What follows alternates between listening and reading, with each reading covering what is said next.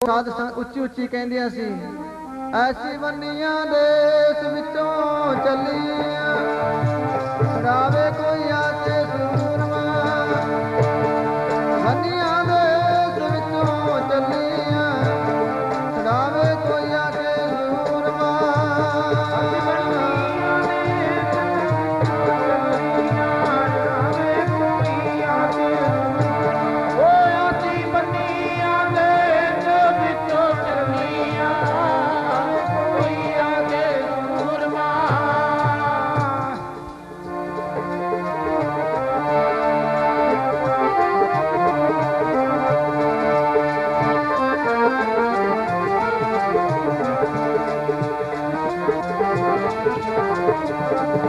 ਅਸੀਂ ਵੰਨੀਆਂ ਦੇਸ ਵਿੱਚੋਂ ਚੱਲੀਆਂ, ਛੁਡਾਵੇ ਕੋਈ ਆ ਕੇ ਸੂਰਮਾ।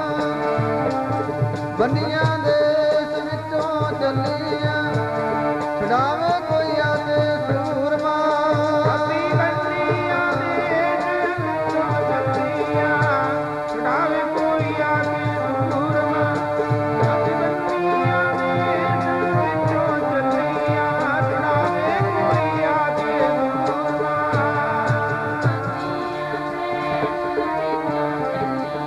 ਛੁਡਾਵੇ ਕੋਈ ਆ ਕੇ ਸੂਰਮਾ।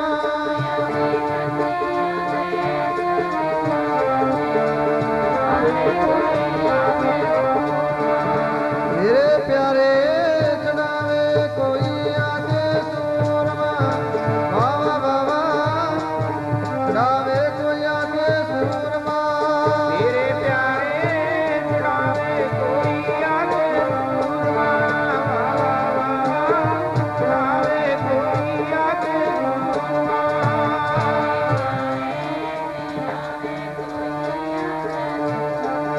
ਵਾਵਾ ਵਾਵਾ ਛੁਡਾਵੇ ਕੋਈ ਆ ਕੇ ਸੂਰਮਾ।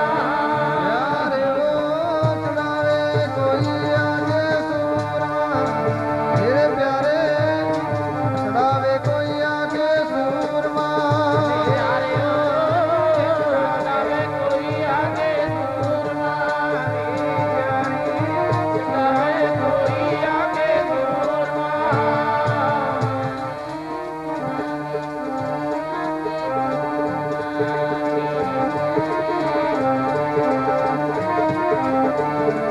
ਅਸੀਂ ਵੰਨੀਆਂ ਦੇਸ ਵਿੱਚੋਂ ਚੱਲੀਆਂ, ਛੁਡਾਵੇ ਕੋਈ ਆ ਕੇ ਸੂਰਮਾ। ਵੰਨੀਆਂ ਦੇਸ ਵਿੱਚੋਂ ਚੱਲੀਆਂ, ਛੁਡਾਵੇ ਕੋਈ ਆ ਕੇ ਸੂਰਮਾ। ਅਸੀਂ ਵੰਨੀਆਂ ਦੇਸ ਵਿੱਚੋਂ ਚੱਲੀਆਂ, ਛੁਡਾਵੇ ਕੋਈ ਆ ਕੇ ਸੂਰਮਾ। ਅਸੀਂ ਵੰਨੀਆਂ ਦੇਸ ਵਿੱਚੋਂ ਚੱਲੀਆਂ, ਛੁਡਾਵੇ ਕੋਈ ਆ ਕੇ ਸੂਰਮਾ।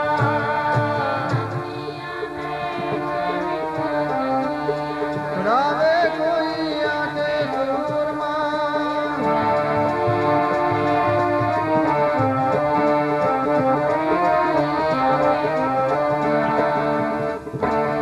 ਸਾਧ ਸੰਗਤ ਜੀ, ਇਸ ਤਰ੍ਹਾਂ ਜਦੋਂ ਉਹ ਬੀਬੀਆਂ ਵਿਰਲਾਪ ਕਰਦੀਆਂ ਨੇ ਤੇ ਉਹਨਾਂ ਦੇ ਵਿੱਚ ਬੀਬੀ ਸਤਵੰਤ ਕੌਰ ਕਹਿਣ ਲੱਗੀ, ਭੈਣੋ ਕਾਦੇ ਵਾਸਤੇ? ਅੱਜ ਤੁਹਾਨੂੰ ਕੋਈ ਛਡਾਉਣ ਵਾਸਤੇ ਨਹੀਂ ਆਵੇਗਾ, ਕਿਉਂਕਿ ਹਿੰਦੁਸਤਾਨ ਦੀ ਧਰਤੀ ਤੇ ਜਿਹੜੇ ਸੂਰਮੇ ਸੀ ਉਹਨਾਂ ਦੇ ਕਹਿੰਦੇ ਬੈਰੀ ਹੋ ਗਏ ਨੇ ਮੁਗਲ। ਪਰ ਕਹਿੰਦੇ ਉਹ ਸੂਰਮੇ ਜੰਗਲਾਂ ਦੇ ਵਿੱਚ ਆਪਣੇ ਦਿਨ ਕੱਟ ਰਹੇ ਨੇ, ਪਰ ਤੁਹਾਨੂੰ ਛਡਾਉਣ ਵਾਲਾ ਤਾਂ ਨਹੀਂ ਇੱਥੇ ਕੋਈ ਆਉਣਾ। ਆਪਣੇ ਮਨ ਨੂੰ ਉਹ ਨਿਰੰਕਾਰ ਦੇ ਨਾਲ ਜੋੜੋ, ਉਹ ਪਰਮੇਸ਼ਵਰ ਦੇ ਨਾਲ ਜੋੜੋ, ਕਿਉਂਕਿ ਦੁੱਖ ਪੈ ਗਿਆ ਸਾਡੇ ਉੱਪਰ ਤੇ ਇਹ ਦੁੱਖ ਸਾਨੂੰ ਝੱਲਣਾ ਪੈਣਾ। ਸਾਧ ਸੰਗਤ ਜੀ, ਉਸ ਸਮੇਂ ਬੀਬੀ ਸਤਵੰਤ ਕੌਰ ਨੇ ਉਹਨਾਂ ਬੀਬੀਆਂ ਨੂੰ ਹੌਸਲਾ ਦਿੱਤਾ ਤੇ ਉਹ ਬੀਬੀਆਂ ਕੈਦ ਹੋ ਕੇ ਕਿੱਥੇ ਪਹੁੰਚੀਆਂ? ਕਾਬਲ ਕੰਧਾਰ ਦੀ ਧਰਤੀ ਤੇ। ਕਾਬਲ ਕੰਧਾਰ ਦੀ ਧਰਤੀ ਤੇ ਸਾਧ ਸੰਗਤ ਉਹ ਫਿਰ ਮੰਡੀ ਦੇ ਵਿੱਚ ਉਹਨਾਂ ਦੀ ਕੀਮਤ ਪਈ। ਕਿਸੇ ਲੜਕੀ ਦੀ 5 ਰੁਪਏ ਕੀਮਤ ਪੈ ਗਈ, ਕਿਸੇ ਨੂੰ 2 ਰੁਪਿਆਂ ਵਿੱਚ ਖਰੀਦਿਆ। ਤੇ ਸਾਧ ਸੰਗਤ ਜੀ, ਉਸ ਸਮੇਂ ਉਹ ਕਾਬਲ ਕੰਧਾਰ ਦੀ ਧਰਤੀ ਤੇ ਹਿੰਦੁਸਤਾਨ ਦੀਆਂ ਧੀਆਂ ਬੇਟੀਆਂ ਵਿਕੀਆਂ। ਤੇ ਉਹ ਸਾਧ ਸੰਗਤ ਜੀ ਜਿਹੜੀ ਬੀਬੀ ਸਤਵੰਤ ਕੌਰ ਸੀ ਉਹਨੂੰ ਵੀ ਕਿਸੇ ਪਠਾਨ ਨੇ ਖਰੀਦ ਲਿਆ। ਆਪਣੇ ਘਰ ਦੀ ਨੌਕਰਾਣੀ ਬਣਾਉਣ ਵਾਸਤੇ ਉਹ ਕੋਈ ਪਠਾਨ 5 ਰੁਪਿਆਂ ਵਿੱਚ ਖਰੀਦ ਕੇ ਲੈ ਗਿਆ। ਤੇ ਸਾਧ ਸੰਗਤ ਜਦੋਂ ਘਰ ਲੈ ਕੇ ਗਿਆ ਨਾ,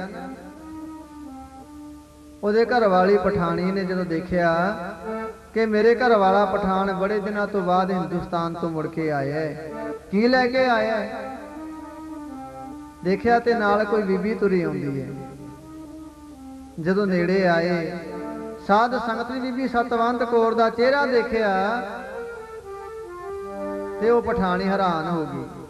ਉਹ ਮੇਰੇ ਕੋਲ ਬੜੀਆਂ ਨੌਕਰਾਣੀਆਂ ਨੇ, ਬੜੀਆਂ ਮੇਰੇ ਕੋਲ ਲੜਕੀਆਂ ਆਈਆਂ ਹਿੰਦੁਸਤਾਨ ਤੋਂ, ਸਾਰੀਆਂ ਨੌਕਰਾਣੀ ਦਾ ਕੰਮ ਕਰਦੀਆਂ ਨੇ, ਪਰ ਆਹ ਲੜਕੀ ਮੈਂ ਇੱਕ ਅਜੀਬ ਕਿਸਮ ਦੀ ਵੇਖੀ ਹੈ, ਜਿਹਦੇ ਚਿਹਰੇ ਤੇ ਰਤਾ ਵੀ ਖੋਪ, ਥੋੜਾ ਜਿਹਾ ਵੀ ਤਿਲ ਮਾਤਰ ਵੀ ਡਰ ਨਹੀਂ। ਤੇ ਸਾਧ ਸੰਗਤ ਬੀਬੀ ਸਤਵੰਤ ਕੌਰ ਆਪਣੇ ਸਿਮਰਨ ਦੁਆਰਾ ਆਪਣੇ ਮਨ ਨੂੰ ਸਾਧ ਸੰਗਤ ਜੀ ਪੱਕਾ ਕਰ ਰਹੀ ਸੀ। ਆਪਣੇ ਮਨ ਨੂੰ ਸਾਧ ਸੰਗਤ ਗੁਰਬਾਣੀ ਨਾਲ ਜੋੜਿਆ ਹੋਇਆ ਸੀ ਤੇ ਅੱਜ ਚਿਹਰੇ ਤੇ ਉਹ ਸਾਧ ਸੰਗਤ ਨੂਰ ਵਰਤ ਰਿਹਾ ਹੈ, ਉਹ ਨੂਰ ਦੀ ਵਰਖਾ ਹੋ ਰਹੀ ਹੈ। ਤੇ ਉਹ ਪਠਾਣੀ ਸਾਧ ਸੰਗਤ ਜੀ ਬੀਬੀ ਸਤਵੰਤ ਕੌਰ ਦੇ ਚਿਹਰੇ ਨੂੰ ਵੇਖੀ ਜਾ ਰਹੀ ਹੈ। ਉਹਦਾ ਤੇਜ ਚੱਲਿਆ ਨਾ ਜਾਵੇ ਜਿਹੜੀ ਨੂੰ ਨਾਮ ਜਪਦੀ, ਤੇਜ ਚੱਲਿਆ ਨਾ ਜਾਵੇ ਜਿਹੜੀ ਨੂੰ ਨਾਮ ਜਪਦੀ।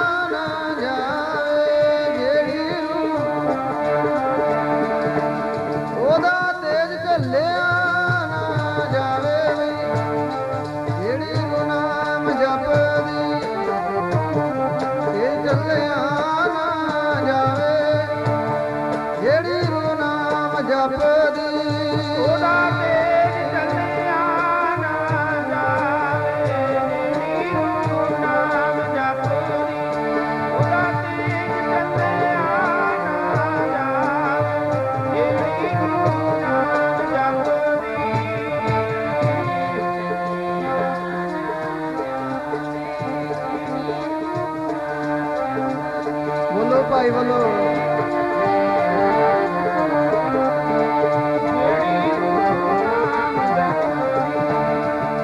ਜਿਹੜੀ ਰੂਹ ਜੀ ਨਾਮ ਜਪਦੀ,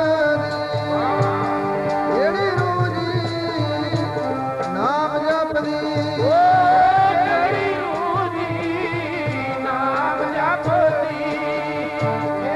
ਰੂਹ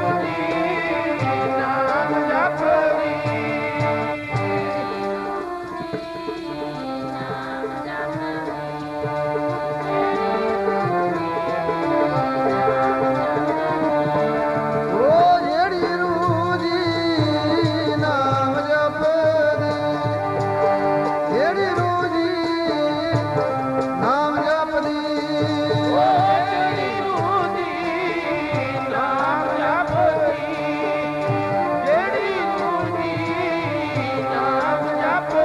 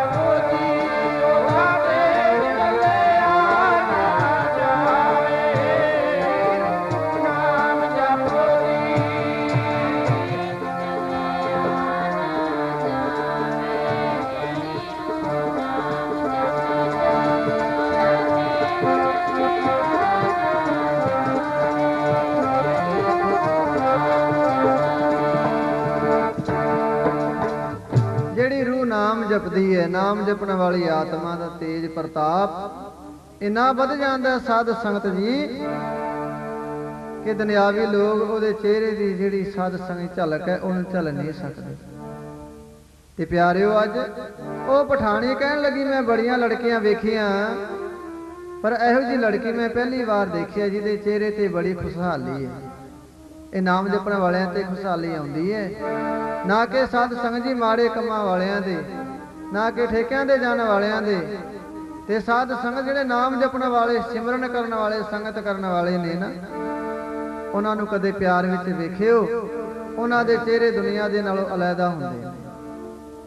ਉਹਨਾਂ ਦੇ ਚਿਹਰੇ ਦੀ ਸਾਜ ਸਜਾਵਟ ਉਹ ਨਿਰੰਕਾਰ ਵੱਖਰੇ ਤੌਰ ਤੇ ਬਣਾ ਦਿੰਦਾ ਹੈ। ਤੇ ਸਾਧ ਸੰਗਤ ਜੀ, ਅੱਜ ਬੀਬੀ ਸਤਵੰਤ ਕੌਰ ਉਹ ਜਿਹੜੀ 5 ਰੁਪਿਆਂ ਦੇ ਵਿੱਚ ਵਿਕ ਕੇ ਅੱਜ ਪਠਾਨ ਦੇ ਘਰ ਚਲੀ ਗਈ ਹੈ। ਪਿੱਛੇ ਵਿਰਧ ਮਾਤਾ ਪਿਤਾ ਜਿਨੇ ਬੜੇ ਚਾਵਾਂ ਦੇ ਨਾਲ ਸਾਧ ਸੰਗਤ ਜੀ ਧੀ ਨੂੰ ਪਾਲਿਆ ਸੀ, ਅੱਜ ਉਹਨਾਂ ਨੂੰ ਫਿਕਰ ਲੱਗਾ ਹੋਇਆ ਉਹ ਸਾਡੀ ਧੀ, ਉਹ ਜਿਹਨੂੰ ਐਸੀ ਬੁਢੇਪੇ ਦਾ ਸਹਾਰਾ ਕਰਕੇ ਪਾਲਿਆ ਸੀ, ਅੱਜ ਜ਼ਾਲਮ ਜਰਵਾਣੇ ਉਹਨੂੰ ਕੈਦ ਕਰਕੇ ਲੈ ਗਏ। ਹੁਣ ਸਾਧ ਸੰਗਤ ਫਿਕਰ ਪੈ ਜਾਂਦਾ ਹੈ, ਜੇ ਕੋਈ ਬੱਚਾ ਘਰ ਦੇ ਵਿੱਚੋਂ ਬਾਹਰ ਚਲਿਆ ਜਾਵੇ, ਘੰਟਾ 2 ਘੰਟੇ ਦਿਹਾੜੀ ਘਰ ਵਿੱਚ ਵਾਪਸ ਨਾ ਆਵੇ, ਮਾਤਾ ਪਿਤਾ ਉਹ ਸਾਧ ਸੰਗਤ ਦਿਨ ਰਾਤ ਜਿੰਨਾ ਚਿਰ ਕਹਿੰਦੇ ਘਰ ਵਿੱਚ ਬੱਚਾ ਨਾ ਆਵੇ ਤੜਫਦੇ ਰਹਿੰਦੇ ਨੇ। ਤੇ ਅੱਜ ਕਈ ਦਿਨ ਬੀਤ ਗਏ, ਨੌਜਵਾਨ ਧੀ ਘਰ ਦੇ ਵਿੱਚੋਂ ਸਾਧ ਸੰਗਤ ਜੀ ਉਹ ਜ਼ਾਲਮ ਜਰਵਾਣਿਆਂ ਦੇ ਕੈਦ ਵਿੱਚ ਅੱਜ ਪਤਾ ਨਹੀਂ ਕਿੱਥੇ ਹੋਵੇਗੀ, ਪਤਾ ਨਹੀਂ ਸਾਡੀ ਧੀ ਦੇ ਨਾਲ ਕੀ ਬੀਤਦਾ ਹੋਵੇਗਾ। ਪਰ ਸਾਧ ਸੰਗਤ ਜੀ ਸਿਆਣੇ ਪਿਤਾ ਨੇ ਸਮਝਾਇਆ ਸੀ, ਬੇਟਾ ਦੁੱਖ ਸੁੱਖ ਦੋਨੋਂ ਸਮ ਕਰ ਜਾਣਾ ਹੈ। ਉਹ ਮੇਰੇ ਗੁਰੂ ਦਾ ਹੁਕਮ ਹੈ, ਕਹਿੰਦੇ ਦੁੱਖ ਤੇ ਸੁੱਖ ਦੋਨਾਂ ਨੂੰ ਕਹਿੰਦੇ ਬਰਾਬਰ ਕਰਕੇ ਜਾਣੀ। ਕਦੇ ਜੀਵਨ ਦੇ ਵਿੱਚ ਦੁੱਖ ਆ ਵੀ ਜਾਵੇ ਤੇ ਦੁੱਖਾਂ ਨੂੰ ਦੇਖ ਕੇ ਘਬਰਾਈ ਨਾ। ਸਾਧ ਸੰਗਤ ਜੀ, ਉਹ ਜਿਹੜੇ ਗੁਰਸਿੱਖ ਨੇ, ਜਿਹੜੇ ਗੁਰੂ ਤੇ ਪੂਰਨ ਵਿਸ਼ਵਾਸ ਰੱਖਦੇ ਨੇ, ਉਹ ਕਦੇ ਦੁੱਖਾਂ ਨੂੰ ਦੇਖ ਕੇ ਘਬਰਾਉਂਦੇ ਨੇ, ਉਹ ਦੁੱਖਾਂ ਨੂੰ ਦੇਖ ਕੇ ਡਰਦੇ ਨਹੀਂ। ਉਹ ਸਗੋਂ ਕਹਿੰਦੇ ਨੇ ਜਦੋਂ ਦੁੱਖ ਪੈ ਜਾਂਦੇ ਨੇ, ਜੈਵੇਂ ਰੱਖੇਗਾ ਰਾਂਗੇ ਮੇਰੇ ਮਾਲਕਾ, ਮੰਨਾਂਗੇ ਰਜਾ ਤੇਰੀ ਨੂੰ, ਰੱਖੇਗਾ ਰਾਂਗੇ ਮੇਰੇ ਮਾਲਕਾ, ਮੰਨਾਂਗੇ ਰਜਾ ਤੇਰੀ ਨੂੰ। ਉਹ ਜਿਵੇਂ ਰੱਖੇਗਾ ਰਾਂਗੇ ਮੇਰੇ ਮਾਲਕਾ, ਮੰਨਾਂਗੇ ਰਜਾ ਤੇਰੀ ਨੂੰ, ਜਿਵੇਂ ਰੱਖੇਗਾ ਰਾਂਗੇ ਮੇਰੇ ਮਾਲਕਾ, ਮੰਨਾਂਗੇ ਰਜਾ ਤੇਰੀ ਨੂੰ।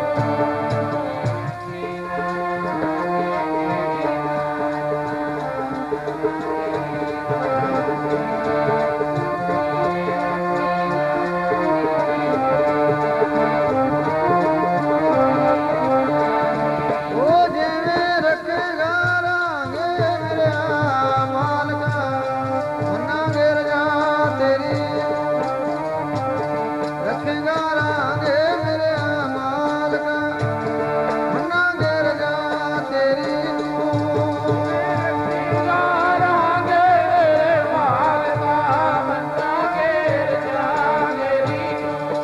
ਜਿਵੇਂ ਰੱਖੇਗਾ ਰਾਂਗੇ ਮੇਰੇ ਮਾਲਕਾ, ਮੰਨਾਂਗੇ ਰਜਾ ਤੇਰੀ ਨੂੰ।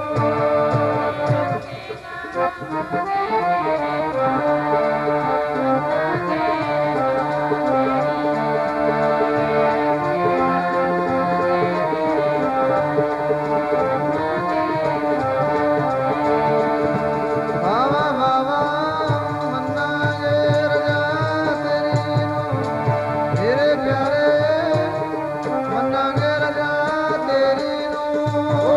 ਬਾਬਾ ਮੰਨਾਂਗੇ ਰਜਾ ਤੇਰੀ ਨੂੰ,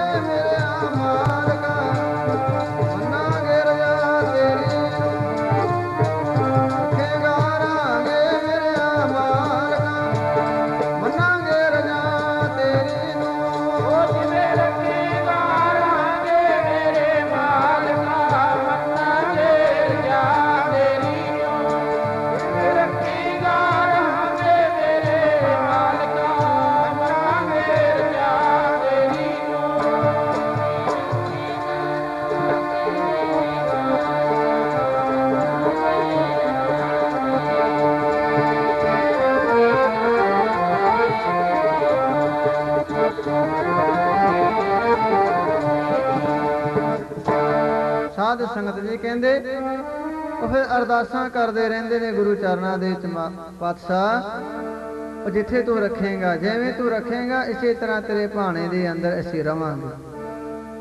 ਅੱਜ ਸਾਧ ਸੰਗਤ ਜੀ ਉਹ ਬੀਬੀ ਸਤਵੰਤ ਕੌਰ ਦੇ ਬਿਰਧ ਮਾਤਾ ਪਿਤਾ, ਉਹ ਜਿਨ੍ਹਾਂ ਨੇ ਆਪਣੀ ਧੀ ਨੂੰ ਬੜੇ ਚਾਵਾਂ ਨਾਲ ਪਾਲਿਆ ਸੀ, ਅੱਜ ਉਹਨਾਂ ਦੇ ਕੋਲੋਂ ਆਪਣੀ ਧੀ ਖੁੱਸ ਗਈ। ਪਰ ਫਿਰ ਵੀ ਉਹ ਜਪ ਤਪ ਸਿਮਰਨ ਨਹੀਂ ਛੱਡਿਆ, ਰੋਜ਼ਾਨਾ ਗੁਰਦੁਆਰਾ ਸਾਹਿਬ ਜਾਣਾ ਨਹੀਂ ਛੱਡਿਆ। ਅੱਜ ਸਾਨੂੰ ਥੋੜਾ ਜਿਹਾ ਦੁੱਖ ਪੈ ਜਾਂਦਾ ਹੈ ਤੇ ਸਾਧ ਸੰਗਤ ਜੀ ਨਾਲ ਦੇ ਨਾਲ ਗੁਰਦੁਆਰੇ ਜਾਣੋਂ ਹਟ ਜਾਂਦੇ, ਨਾਲ ਦੀ ਨਾਲ ਬਾਣੀ ਪੜ੍ਹਨਾ ਛੱਡ ਦਿੰਦੇ ਆ। ਜੇ ਸਾਧ ਸੰਗਤ ਜੀ ਕਿਸੇ ਕਾਰਨ ਕਰਕੇ ਕੋਈ ਕਕਾਰ ਸਾਡੇ ਤਨ ਤੋਂ ਜੁਦਾ ਹੋ ਗਿਆ ਤੇ ਕਹਿ ਦਿੰਦੇ ਆ ਕਿ ਸਾਡਾ ਤਾਂ ਅੰਮ੍ਰਿਤ ਟੁੱਟ ਗਿਆ। ਅੰਮ੍ਰਿਤ ਨਹੀਂ ਟੁੱਟਦਾ, ਉਹ ਸਾਡਾ ਮਨ ਟੁੱਟ ਜਾਂਦਾ, ਅੰਮ੍ਰਿਤ ਵੇਲਾ ਟੁੱਟ ਜਾਂਦਾ। ਅਸੀਂ ਅੰਮ੍ਰਿਤ ਵੇਲੇ ਨੂੰ ਭੁਲਾ ਦਿੰਦੇ ਆ, ਅੰਮ੍ਰਿਤ ਵੇਲੇ ਉੱਠਣਾ ਛੱਡ ਦਿੰਦੇ ਆ। ਬਹਾਨਾ ਮਿਲ ਜਾਂਦਾ ਇਸ ਜੀਵ ਨੂੰ, ਇਸ ਆਤਮਾ ਨੂੰ। ਕੌਣ ਕਰੇਗਾ ਰੋਜ਼ਾਨਾ ਇਸ਼ਨਾਨ ਬਈ ਠੰਡੇ ਪਾਣੀ ਦੇ ਨਾਲ। ਪਰ ਸਾਧ ਸੰਗਤ ਜੀ ਉਹ ਸੱਚ ਕਰਕੇ ਜਾਣਿਓ, ਉਹ ਪਹਿਲੇ ਸਮਿਆਂ ਦੇ ਵਿੱਚ ਇੰਨੀਆਂ ਸਹੂਲਤਾਂ ਨਹੀਂ ਸੀ ਹੁੰਦੀਆਂ ਜਿੰਨੀਆਂ ਸਹੂਲਤਾਂ ਹੁਣ ਇਸ ਸਮੇਂ ਦੇ ਵਿੱਚ ਨੇ। ਸਾਧ ਸੰਗਤ ਜੀ ਕਿਤੇ ਪਾਣੀ ਭਰਨ ਨਹੀਂ ਜਾਣਾ, ਘਰ ਦੇ ਵਿੱਚ ਟੂਟੀਆਂ ਲੱਗੀਆਂ ਨੇ, ਉਹ ਕਿਤੇ ਸਾਧ ਸੰਗਤ ਬਾਹਰ ਖੂਹਾਂ ਤੇ ਪਾਣੀ ਲੈਣ ਵਾਸਤੇ ਜਾਣ ਦੀ ਲੋੜ ਨਹੀਂ ਪੈਂਦੀ। ਤੇ ਹੁਣ ਬੜੇ ਸਾਧਨ ਨੇ ਪਾਣੀ ਦੇ ਤੇ ਫਿਰ ਵੀ ਇਸ਼ਨਾਨ ਨਹੀਂ ਕਰਦੇ। ਉਹ ਫਿਰ ਵੀ ਗੁਰੂ ਨਾਲ ਟੁੱਟ ਬੈਠਦੇ ਆ ਤੇ ਕਵਾਂਗੇ ਕਿ ਸਾਡਾ ਅੰਮ੍ਰਿਤ ਟੁੱਟ ਗਿਆ। ਅੰਮ੍ਰਿਤ ਨਹੀਂ ਟੁੱਟਦਾ। ਅਸੀਂ ਸਾਧ ਸੰਗਤ ਜੀ ਆਪਣੇ ਅੰਮ੍ਰਿਤ ਵੇਲੇ ਨੂੰ ਤੋੜ ਕੇ ਬੈਠ ਜਾਂਦੇ ਆ, ਅੰਮ੍ਰਿਤ ਵੇਲੇ ਨੂੰ ਭੁਲਾ ਦਿੰਦੇ ਆ ਤੇ ਕਵਾਂਗੇ ਕਿ ਅਸੀਂ ਤਾਂ ਬੜਾ ਚਿਰ ਅੰਮ੍ਰਿਤ ਰੱਖਿਆ। ਕਹਿੰਦੇ ਆ ਨਾ, ਆਪਾਂ ਆਮ ਸੁਣਦੇ ਆ ਦੁਨੀਆ ਦੇ ਲੋਕਾਂ ਤੋਂ, ਬਈ ਮੈਂ ਤਾਂ ਬੜਾ ਚਿਰ ਅੰਮ੍ਰਿਤ ਰੱਖਿਆ। ਸਾਧ ਸੰਗਤ ਅੰਮ੍ਰਿਤ ਨੂੰ ਕੌਣ ਰੱਖ ਸਕਦਾ? ਉਹ ਅੰਮ੍ਰਿਤ ਨੇ ਸਾਨੂੰ ਰੱਖਿਆ ਹੋਇਆ ਹੈ ਬੁਰੀਆਂ ਆਦਤਾਂ ਤੋਂ, ਬੁਰਾਈਆਂ ਤੋਂ। ਉਹ ਅੰਮ੍ਰਿਤ ਸਾਨੂੰ ਰੱਖਦਾ ਹੈ ਬਚਾ ਬਚਾ ਕੇ। ਸਾਧ ਸੰਗਤ ਜੀ ਅੰਮ੍ਰਿਤ ਕਹਿ ਦਿੰਦੇ ਆ ਕਿ ਅਸੀਂ ਅੰਮ੍ਰਿਤ ਨੂੰ ਰੱਖਿਆ ਹੋਇਆ, ਅੰਮ੍ਰਿਤ ਨੂੰ ਅਸੀਂ ਨਹੀਂ ਰੱਖ ਸਕਦੇ। ਉਹ ਅੰਮ੍ਰਿਤ ਸਾਨੂੰ ਰੱਖਦਾ ਹੈ, ਉਹ ਮਾੜੀ ਸੰਗਤ ਤੋਂ ਸਾਨੂੰ ਰੋਕਦਾ ਹੈ, ਸਾਧ ਸੰਗਤ ਨਸ਼ਿਆਂ ਤੋਂ ਸਾਨੂੰ ਰੋਕਦਾ ਹੈ ਤੇ ਸਾਨੂੰ ਬੁਰਾਈਆਂ ਤੋਂ ਅੰਮ੍ਰਿਤ ਰੋਕਦਾ ਹੈ। ਉਸੇ ਦੇ ਬੰਨੇ ਹੋਏ ਅਸੀਂ ਬੰਨੇ ਰਹਿੰਦੇ ਆ। ਤੇ ਜਦੋਂ ਸਾਡੇ ਮਨ ਦੇ ਵਿੱਚੋਂ ਇਹ ਡਰ ਨਿਕਲ ਜਾਂਦਾ ਕਿ ਅੰਮ੍ਰਿਤ ਟੁੱਟ ਗਿਆ ਤੇ ਫਿਰ ਸਾਧ ਸੰਗਤ ਦੁਬਾਰੇ ਫਿਰ ਉਸੇ ਲਾਈਨ ਤੇ, ਫਿਰ ਠੇਕਿਆਂ ਤੇ, ਫਿਰ ਮਾੜੀ ਸੰਗਤ ਦੇ ਵਿੱਚ ਬੈਠਣਾ ਸ਼ੁਰੂ ਕਰ ਦਿੰਦੇ ਆ। ਪਰ ਅੱਜ ਉਹ ਬੀਬੀ ਸਤਵੰਤ ਕੌਰ ਦੇ ਪਿਤਾ ਸਾਧ ਸੰਗਤ ਜੀ ਜਿਹੜੇ ਨਿਤਨੇਮੀ ਸੀ, ਉਹ ਬਾਣੀ ਪੜ੍ਹਨ ਵਾਲੇ ਸੀ, ਉਹਨਾਂ ਨੇ ਅੰਮ੍ਰਿਤ ਵੇਲਾ ਨਹੀਂ ਛੱਡਿਆ। ਕਿੱਡਾ ਬੜਾ ਦੁੱਖ ਪੈ ਗਿਆ। ਇੱਧਰ ਬੀਬੀ ਸਤਵੰਤ ਕੌਰ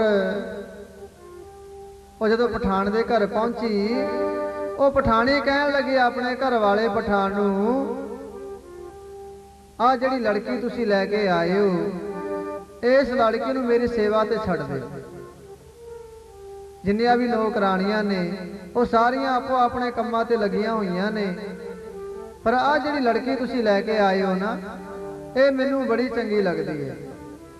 ਇਹਦਾ ਸੁਭਾਅ ਮੈਨੂੰ ਬੜਾ ਪਿਆਰਾ ਲੱਗਦਾ ਹੈ, ਨਾ ਕੁਝ ਬੋਲਦੀ ਹੈ ਤੇ ਨਾ ਬਹੁਤਾ ਇਹ ਕੋਈ ਉਦਾਸ ਹੈ, ਬੜਾ ਚਿਹਰੇ ਤੇ ਇਹਦੇ ਰੂਹਾਨੀਅਤ ਹੈ। ਤੇ ਸਾਧ ਸੰਗਤ ਜੀ ਉਸ ਸਮੇਂ ਬੀਬੀ ਸਤਵੰਤ ਕੌਰ ਉਹ ਪਠਾਣੀ ਦੀ ਸੇਵਾ ਤੇ ਰਹਿ ਗਈ। ਛੋਟਾ ਜਿਹਾ ਘਰ ਵਿੱਚ ਬੱਚਾ ਹੈ, 7-8 ਸਾਲਾਂ ਦਾ ਬੱਚਾ ਪਠਾਨ ਦੇ ਘਰ। ਉਹ ਸਾਧ ਸੰਗਤ ਬੀਬੀ ਸਤਵੰਤ ਕੌਰ ਦੇ ਨੇੜੇ ਆਇਆ ਤੇ ਬੀਬੀ ਸਤਵੰਤ ਕੌਰ ਦੇ ਕੋਲ ਆ ਕੇ ਗੋਦ ਵਿੱਚ ਬੈਠ ਗਿਆ। ਬੀਬੀ ਸਤਵੰਤ ਕੌਰ ਨੇ ਅੱਖਾਂ ਖੋਲੀਆਂ, ਨੇਤਰ ਬੰਦ ਕੀਤੇ ਹੋਏ ਸੀ ਕਿ ਕੌਣ ਆ ਗਿਆ। ਉਹ ਛੋਟਾ ਜਿਹਾ ਬਾਲਕ, ਉਹ ਜਿਹਨੂੰ ਕੋਈ ਪਤਾ ਨਹੀਂ, ਆਪਣੇ ਪਰਾਏ ਦੀ ਪਹਿਚਾਣ ਨਹੀਂ, ਉਹ ਬੀਬੀ ਸਤਵੰਤ ਕੌਰ ਦੀ ਗੋਦ ਵਿੱਚ ਆ ਕੇ ਬੈਠ ਗਿਆ ਤੇ ਉਹਦੇ ਹੱਥ ਵਿੱਚ ਫਰੂਟ ਹੈ। ਬੀਬੀ ਸਤਵੰਤ ਕੌਰ ਨੂੰ ਖਾਣ ਵਾਸਤੇ ਕਹਿੰਦਾ ਹੈ, ਆਪਣੀ ਬੋਲੀ ਵਿੱਚ। ਉਹਨਾਂ ਦੀ ਬੋਲੀ ਵੱਖਰੀ ਸੀ। ਹੁਣ ਬੀਬੀ ਸਤਵੰਤ ਕੌਰ ਸਿਆਣੀ ਸੀ, ਉਹਨੇ ਸਾਰਾ ਸਮਝਿਆ ਤੇ ਉਸ ਬੱਚੇ ਦੇ ਕੋਲੋਂ ਫਰੂਟ ਲੈ ਕੇ ਖਾ ਲਿਆ। ਤੇ ਸਾਧ ਸੰਗਤ ਘਰ ਵਿੱਚ ਪਿਆਰ ਪੈ ਗਿਆ ਪਠਾਣੀ ਦੇ ਨਾਲ। ਅੱਜ ਪਠਾਣੀ ਦੇ ਨਾਲ ਪਿਆਰ ਪੈ ਗਿਆ ਸਮਾਂ ਲੰਘਿਆ, ਉਹ ਜਿਹੜਾ ਉਸ ਪਠਾਣੀ ਦੇ ਘਰ ਵਾਲਾ ਪਠਾਨ ਸੀ ਨਾ, ਉਹਨੇ ਸਾਧ ਸੰਗਤ ਜੀ ਖਜ਼ਾਨਿਆਂ ਦੇ ਵਿੱਚੋਂ ਬੜਾ ਧਨ ਦੌਲਤ, ਬੜੀ ਮਾਇਆ ਸਾਧ ਸੰਗਤ ਜੀ ਆਪਣੇ ਕਾਰੋ ਵਿਹਾਰਾਂ ਵਿੱਚ ਚਲਾ ਦਿੱਤੀ, ਖਜ਼ਾਨੇ ਖਾਲੀ ਕਰ ਦਿੱਤੇ। ਤੇ ਜਦੋਂ ਅਬਦਾਲੀ ਨੂੰ ਪਤਾ ਲੱਗਾ ਕਿ ਇਸ ਪਠਾਨ ਨੇ, ਮੇਰੇ ਵਜ਼ੀਰ ਨੇ ਖਜ਼ਾਨਿਆਂ ਦੇ ਵਿੱਚੋਂ ਮਾਇਆ ਧਨ ਦੌਲਤ ਆਪਣੇ ਵਾਸਤੇ ਖਰਚ ਕਰ ਲਿਆ, ਉਹਨੂੰ ਬੁਲਾਇਆ, ਬਈ ਇਹ ਹਿਸਾਬ ਕਿਤਾਬ ਦੇ। ਤੇ ਸਾਧ ਸੰਗਤ ਹਿਸਾਬ ਕਿਤਾਬ ਨਹੀਂ ਦੇ ਸਕਿਆ ਤੇ ਉਹਨੂੰ ਸਜ਼ਾ ਹੋ ਗਈ ਫਾਂਸੀ ਦੀ। ਹੁਣ ਪਿਆਰਿਓ, ਇੱਥੇ ਉਹ ਪਠਾਨ ਨੂੰ ਸਜ਼ਾ ਜਦੋਂ ਫਾਂਸੀ ਦੀ ਸੁਣਾਤੀ, ਉਹ ਪਠਾਣੀ ਨੂੰ ਵੀ ਸੁਨੇਹਾ ਮਿਲ ਗਿਆ ਕਿ ਤੇਰੇ ਘਰ ਵਾਲੇ ਨੂੰ ਫਾਂਸੀ ਦੀ ਸਜ਼ਾ ਹੋ ਗਈ। ਹੁਣ ਸਾਧ ਸੰਗਤ ਜੀ ਪਠਾਣੀ ਨੂੰ ਜਦੋਂ ਪਤਾ ਲੱਗਾ ਕਿ ਮੇਰੇ ਘਰ ਵਾਲੇ ਨੂੰ ਫਾਂਸੀ ਦੇ ਚਾੜ ਦੇਣੇ, ਅੱਜ ਚਿਹਰੇ ਤੇ ਬੜੀ ਉਦਾਸੀ ਛਾ ਗਈ ਕਿ ਮੇਰੇ ਸਿਰ ਦਾ ਸਾਈਂ ਖਤਮ ਹੋ ਜਾਵੇ। ਪਰ ਸਾਧ ਸੰਗਤ ਉਹ ਬੀਬੀ ਸਤਵੰਤ ਕੌਰ ਆਈ, ਭੈਣੇ ਅੱਜ ਤੂੰ ਇੰਨੀ ਉਦਾਸ ਕਿਉਂ ਹੈ? ਤੇਰੇ ਚਿਹਰੇ ਤੇ ਉਦਾਸੀ ਕਿਉਂ ਹੈ? ਉਹ ਪਠਾਣੀ ਕਹਿਣ ਲੱਗੀ, ਭੈਣੇ ਮੈਂ ਕੀ ਦੱਸਾਂ, ਮੇਰੇ ਘਰ ਵਾਲੇ ਨੂੰ ਫਾਂਸੀ ਦੀ ਸਜ਼ਾ ਸੁਣਾਤੀ ਬਾਦਸ਼ਾਹ ਨੇ ਤੇ ਉਹਨੂੰ ਫਾਂਸੀ ਹੋ ਕੇ ਰਵੇਗੀ। ਸਾਧ ਸੰਗਤ ਜੀ ਬੀਬੀ ਸਤਵੰਤ ਕੌਰ ਕਹਿਣ ਲੱਗੀ, ਅੱਛਾ ਤੇਰੇ ਘਰ ਵਾਲੇ ਨੂੰ ਫਾਂਸੀ ਹੋ ਜਾਣੀ ਹੈ? ਕਹਿੰਦੀ ਹਾਂ। ਕੋਈ ਯਤਨ ਨਹੀਂ ਹੋ ਸਕਦਾ, ਕਿਸੇ ਕੋਲ ਸਿਫਾਰਿਸ਼ ਨਹੀਂ ਲੱਗ ਸਕਦੀ? ਕਹਿੰਦੀ ਨਹੀਂ। ਕਹਿੰਦੀ ਐਵੇਂ ਕਰ, ਤੂੰ ਜਾ ਬਾਦਸ਼ਾਹ ਦੇ ਕੋਲ, ਬਾਦਸ਼ਾਹ ਨੂੰ ਜਾ ਕੇ ਫਰਿਆਦ ਕਰ, ਕੁਛ ਰਹਿਮ ਕਰੇਗਾ। ਉਹਨੂੰ ਜਾ ਕੇ ਬੇਨਤੀ ਕਰਕੇ, ਮਹਾਰਾਜ ਕਿਰਪਾ ਕਰੋ, ਫਿਰ ਵੀ ਤੁਹਾਡਾ ਉਹ ਵਜ਼ੀਰ ਬਣ ਕੇ ਉਹਨੇ ਕਿੰਨਾ ਚਿਰ ਤੁਹਾਡੀ ਸੇਵਾ ਕੀਤੀ ਹੈ, ਤੁਹਾਡਾ ਵਜ਼ੀਰ ਸੀ, ਉਹਨੂੰ ਕੁਝ ਮਾਫੀ ਦੇ ਦਿਓ। ਜੇ ਤੇਰੇ ਪਤੀ ਨੂੰ ਮਾਫੀ ਨਾ ਮਿਲੀ ਤੇ ਬਾਦਸ਼ਾਹ ਦੇ ਕੋਲੋਂ ਇੱਕ ਆਗਿਆ ਲੈ ਕੇ ਆਵੀਂ ਕਿ ਮੈਂ ਆਪਣੇ ਪਤੀ ਨੂੰ ਜੇਲ੍ਹ ਵਿੱਚ ਮਿਲਣਾ ਚਾਹੁੰਦੀ ਹਾਂ, ਮੈਨੂੰ ਆਗਿਆ ਦੇ ਦਿਓ, ਇੱਕ ਵਾਰੀ ਮੈਂ ਆਪਣੇ ਪਤੀ ਨੂੰ ਮਿਲ ਕੇ ਆਵਾਂ। ਹੁਣ ਜਦੋਂ ਪਠਾਣੀ ਗਈ ਨਾ ਅਹਿਮਦ ਸ਼ਾਹ ਅਬਦਾਲੀ ਦੇ ਕੋਲ ਜਾ ਕੇ ਬੇਨਤੀ ਕੀਤੀ, ਫਰਿਆਦ ਕੀਤੀ, ਉਹ ਕਹਿਣ ਲੱਗਾ, ਬਈ ਇਹ ਸਜ਼ਾ ਇਹਨੂੰ ਸੁਣਾਈ ਗਈ ਹੈ ਤੇ ਸਜ਼ਾ ਦੇ ਵਿੱਚ ਕਹਿੰਦੇ ਕੋਈ ਕਮੀ ਨਹੀਂ ਆਉਣੀ, ਸਜ਼ਾ ਇਹਨੂੰ ਫਾਂਸੀ ਦੀ ਹੋਵੇਗੀ। ਪਰ ਜੇ ਕਹਿੰਦੇ ਤੂੰ ਕਹਿ ਰਹੀ ਹੈ ਆਪਣੇ ਪਤੀ ਨੂੰ ਮਿਲਣਾ ਚਾਹੁੰਦੀ ਹੈ ਤਾਂ ਮਿਲ ਸਕਦੀ ਹੈ।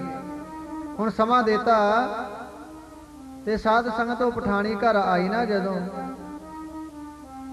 ਜੇਲ੍ਹ ਵਿੱਚ ਜਾਣ ਦੀਆਂ ਤਿਆਰੀਆਂ ਕਰੀਆਂ ਆਪਣੇ ਪਤੀ ਨੂੰ ਮਿਲਣ ਵਾਸਤੇ, ਉਸ ਸਮੇਂ ਉਹ ਬੀਬੀ ਸਤਵੰਤ ਕੌਰ ਕਹਿਣ ਲੱਗੀ, ਭੈਣੇ ਮੇਰੇ ਤੇ ਤੇਰੇ ਬੜੇ ਪਰਉਪਕਾਰ ਨੇ, ਮੇਰੇ ਤੇ ਤੇਰਾ ਬੜਾ ਅਹਿਸਾਨ ਹੈ, ਮੈਂ ਤੇਰੇ ਘਰ ਦੀ ਨੌਕਰਾਣੀ ਆ, ਪਰ ਤੂੰ ਮੈਨੂੰ ਭੈਣਾਂ ਦੀ ਤਰ੍ਹਾਂ ਘਰ ਵਿੱਚ ਰੱਖਿਆ ਹੈ, ਮੈਂ ਤੇਰੇ ਘਰ ਵਾਲੇ ਨੂੰ ਮਿਲ ਕੇ ਆਵਾਂਗੀ। ਹੁਣ ਸਾਧ ਸੰਗਤ ਜੀ ਮੁਸਲਮਾਨੀ ਬੁਰਕਾ ਪਾ ਲਿਆ, ਬੀਬੀ ਸਤਵੰਤ ਕੌਰ ਨੇ ਤੇ ਜੇਲ੍ਹ ਵਿੱਚ ਮਿਲਣ ਵਾਸਤੇ ਚਲੀ ਗਈ। ਜੇਲ੍ਹ ਵਿੱਚ ਜਦੋਂ ਗਈ ਨਾ ਮਿਲਣ ਵਾਸਤੇ, ਤੇ ਜਿਹੜੇ ਸਿਪਾਹੀ ਸੀ ਉਹ ਬਾਹਰ ਚਲੇ ਗਏ ਤੇ ਬੀਬੀ ਸਤਵੰਤ ਕੌਰ ਨੇ ਆਪਣਾ ਬੁਰਕਾ ਲਾਇਆ ਤੇ ਉਹ ਪਠਾਨ ਨੇ ਕੀ ਦੇਖਿਆ, ਇਹ ਤਾਂ ਉਹੀ ਲੜਕੀ ਹੈ ਜਿਹੜੀ ਨੂੰ ਮੈਂ ਕੈਦ ਕਰਕੇ ਲਿਆਇਆ ਸੀ। ਤੇ ਸਾਧ ਸੰਗਤ ਜੀ ਉਹ ਸਮੇਂ ਕਹਿਣ ਲੱਗਾ, ਭਾਈ ਤੂੰ ਕਿਵੇਂ ਆਈ? ਕਹਿੰਦੀ ਮੈਂ ਆਪ ਜੀ ਨੂੰ ਰਿਹਾ ਕਰਾਉਣ ਵਾਸਤੇ ਆਈ ਹਾਂ, ਜਾਓ ਤੁਸੀਂ ਆਪਣੇ ਘਰ, ਮੈਂ ਇੱਥੇ ਜੇਲ੍ਹ ਵਿੱਚ ਬੈਠ ਜਾਵਾਂਗੀ। ਤੇ ਸਾਧ ਸੰਗਤ ਜੀ ਮਰਨੋਂ ਮੁੱਲ ਨਾ ਡਰਦੇ ਜਿਹੜੇ ਮੌਤ ਦੇ دیਵਾਨੇ, ਮਰਨੋਂ ਮੁੱਲ ਨਾ ਡਰਦੇ ਜਿਹੜੇ ਮੌਤ ਦੇ دیਵਾਨੇ ਨੇ, ਮਰਨੋਂ ਮੁੱਲ ਨਾ ਡਰਦੇ ਜਿਹੜੇ ਮੌਤ ਦੇ دیਵਾਨੇ ਨੇ, ਮਰਨੋਂ ਮੁੱਲ ਨਾ ਡਰਦੇ ਜਿਹੜੇ ਮੌਤ ਦੇ دیਵਾਨੇ ਨੇ।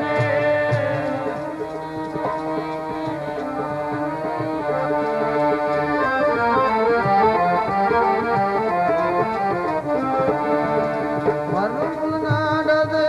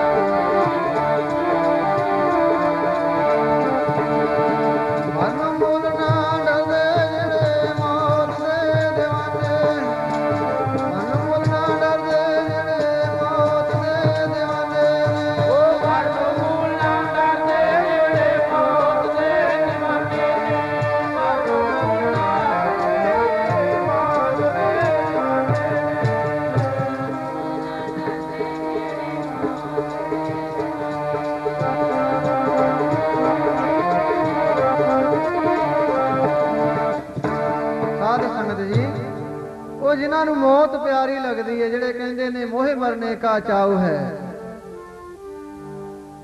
ਮਰੋ ਤਾਹ ਰੱਖੇ ਦਵਾਰ। ਉਹ ਕਹਿੰਦੇ ਸਾਨੂੰ ਮਰਨ ਦਾ ਚਾਅ ਹੈ।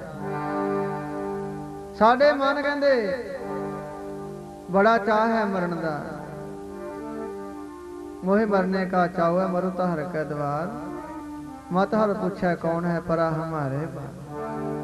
ਸਾਧ ਸੰਗਤ ਜੀ, ਉਹ ਜਿਹੜੇ ਰੱਬ ਦੇ ਪਿਆਰੇ ਆਪਣਾ ਤਨ ਮਨ ਧਨ ਸਭ ਕੁਝ ਗੁਰੂ ਨੂੰ ਸੌਂਪ ਦਿੰਦੇ ਨੇ, ਉਹਨਾਂ ਨੂੰ ਸਾਧ ਸੰਗਤ ਮੌਤ ਤੋਂ ਡਰ ਨਹੀਂ ਲੱਗਦਾ। ਉਹ ਬੀਬੀ ਸਤਵੰਤ ਕੌਰ ਕਹਿਣ ਲੱਗੀ, ਵੀਰਾ ਮੈਂ ਤੈਨੂੰ ਛਡਾਉਣ ਵਾਸਤੇ ਆਈ ਆ, ਜਾ ਤੂੰ ਚਲਿਆ ਜਾ। ਆ ਬੁਰਕਾ ਪਾ ਕੇ ਤੂੰ ਆਪਣੇ ਘਰ ਬੱਚਿਆਂ ਵਿੱਚ ਚਲਿਆ ਜਾ। ਸਾਧ ਸੰਗਤ ਜੀ, ਉਹ ਕਹਿਣ ਲੱਗਾ ਬਈ ਇਹੋ ਜੀ ਲੜਕੀ, ਉਹ ਜਿਹਨੂੰ ਮੈਂ ਕਹਿੰਦਾ ਕੈਦ ਕਰਕੇ ਲੈ ਕੇ ਆਇਆ, ਆਪਣੇ ਘਰ ਵਿੱਚ ਨੌਕਰਾਣੀ ਬਣਾਈ ਸੀ, ਐਡਾ ਬੜਾ ਜਿਗਰਾ। ਉਹ ਕਹਿਣ ਲੱਗਾ ਤੈਨੂੰ ਮਾਰ ਦੇਣਗੇ ਇੱਥੇ, ਜੇ ਪਤਾ ਲੱਗਾ ਨਾ। ਉਹ ਅਹਿਮਦ ਸਾਹਿਬ ਅਬਦਾਲੀ ਨੂੰ ਬੜਾ ਜ਼ਾਲਮ ਹੈ, ਤੈਨੂੰ ਬਹੁਤ ਵੱਡੀ ਸਜ਼ਾ ਦੇਵੇਗਾ। ਉਹ ਕਹਿਣ ਲੱਗੀ ਮੈਨੂੰ ਸਜ਼ਾ ਤੋਂ ਡਰ ਨਹੀਂ ਲੱਗਦਾ। ਉਹ ਮੈਂ ਤਾਂ ਆਪਣੇ ਗੁਰੂ ਨੂੰ ਪਹਿਲਾਂ ਹੀ ਆਪਣੇ ਗੁਰੂ ਨੂੰ ਆਪਣਾ ਸਿਰ ਸੌਂਪਤਾ ਸੀ। ਪਹਿਲਾਂ ਹੀ ਮੇਰੇ ਗੁਰੂ ਦਾ ਹੁਕਮ ਹੈ। ਮੇਰੇ ਗੁਰੂ ਨੇ ਪਹਿਲਾਂ ਹੀ ਬਾਣੀ ਵਿੱਚ ਲਿਖਤਾ ਸੀ, ਗੁਰੂ ਨਾਨਕ ਪਾਤਸ਼ਾਹ ਦੀ ਬਾਣੀ ਹੈ ਪਿਆਰਿਓ, ਜੋ ਤੋ ਪ੍ਰੇਮ ਖਿਲਣ ਕਾ ਚਾਓ, ਸਿਰ ਧਰ ਤਲੀ ਗਲੀ ਮੇਰੀ ਆਓ। ਇਤਮਾਰਗ ਪੈਰ ਧਰੀਜੈ, ਸਿਰ ਦੀਜੈ ਕਾਣ ਨਾ ਕੀਜੈ। ਉਹ ਤਾਂ ਪਹਿਲਾਂ ਹੀ ਕਹਿਤਾ ਸੀ ਗੁਰੂ ਨਾਨਕ ਪਾਤਸ਼ਾਹ। ਉਹ 10ਵੇਂ ਪਾਤਸ਼ਾਹ ਨੇ ਸੱਚਮੁੱਚ ਪ੍ਰਤੱਖ ਕਰਕੇ ਦਿਖਾਇਆ। ਤੇ ਸਾਧ ਸੰਗਤ ਜੀ, 10ਵੇਂ ਜਾਮੇ ਵਿੱਚ ਕਲਗੀਧਰ ਪਾਤਸ਼ਾਹ ਨੇ ਸੱਚਮੁੱਚ ਉਹ 5 ਪਿਆਰਿਆਂ ਦੇ ਸਿਰ ਲਏ। ਤੇ ਸਾਧ ਸੰਗਤ ਜੀ, ਇਤਿਹਾਸ ਵਿੱਚ ਲਿਖਿਆ ਉਹਨਾਂ ਸਿਰਾਂ ਤੇ ਧੜਾ ਨੂੰ ਉਹ 10ਵੇਂ ਪਾਤਸ਼ਾਹ ਨੇ ਇਕੱਠਾ ਕਰਤਾ। ਕਿਸੇ ਦਾ ਸਿਰ ਕਿਸੇ ਦੇ ਧੜ ਨਾਲ ਜੋੜਤਾ। ਤੇ ਸਾਧ ਸੰਗਤ ਜੀ, ਉਹ ਆਪਣੇ 5 ਪਿਆਰਿਆਂ ਨੂੰ ਸਾਧ ਸੰਗਤ ਜਿਨ੍ਹਾਂ ਨੇ ਸਿਰ ਦਿੱਤੇ ਸੀ, ਕਿਸੇ ਦਾ ਧੜ ਕਿਸੇ ਦੇ ਸਿਰ ਨਾਲ ਜੋੜਤਾ। ਤੇ ਬਾਅਦ ਵਿੱਚ ਉਹਨਾਂ 5 ਨੂੰ ਸੁਰਜੀਤ ਕਰਤਾ, ਅੰਮ੍ਰਿਤ ਦੀ ਦਾਤ ਬਖਸ਼ੀ ਉਹਨਾਂ ਨੂੰ। ਤੇ ਅੱਜ ਉਹੀ ਅੰਮ੍ਰਿਤ ਉਹ ਬੀਬੀ ਸਤਵੰਤ ਕੌਰ ਨੇ ਛਕਿਆ ਹੋਇਆ ਹੈ। ਐ ਪਠਾਨ, ਉਹ ਮੇਰੇ ਗੁਰੂ ਨੇ ਤਾਂ ਪਹਿਲਾਂ ਹੀ ਕਿਰਪਾ ਕਰਤੀ। ਸਾਡੇ ਸੀਸ ਪਹਿਲਾਂ ਹੀ ਲੈ ਰੱਖੇ ਨੇ ਸਾਡੇ ਗੁਰੂ ਨੇ, ਕਿਉਂਕਿ ਉਹ ਸਾਡੇ ਗੁਰੂ ਨੇ ਇੱਟਾਂ ਦੀ ਥਾਂ ਤੇ ਸੀਸ ਚੜਾਏ ਨੇ, ਵਾਜਾਂ ਵਾਲੇ ਚੋਜੀ ਗੁਰਾਂ ਨੇ। ਇੱਟਾਂ ਦੀ ਥਾਂ ਤੇ ਸੀਸ ਚੜਾਏ, ਵਾਜਾਂ ਵਾਲੇ ਚੋਜੀ ਗੁਰਾਂ ਨੇ। ਉਹ ਵਾਜਾਂ ਵਾਲੇ ਚੋਜੀ ਗੁਰਾਂ ਨੇ, ਇੱਟਾਂ ਦੀ ਥਾਂ ਤੇ ਸੀਸ ਚੜਾਏ ਨੇ, ਵਾਜਾਂ ਵਾਲੇ ਚੋਜੀ ਗੁਰਾਂ ਨੇ। ਇੱਟਾਂ ਦੀ ਥਾਂ ਤੇ ਸੀਸ ਚੜਾਏ, ਇੱਟਾਂ ਦੀ ਥਾਂ ਤੇ ਸੀਸ। ਉਹ ਵਾਜਾਂ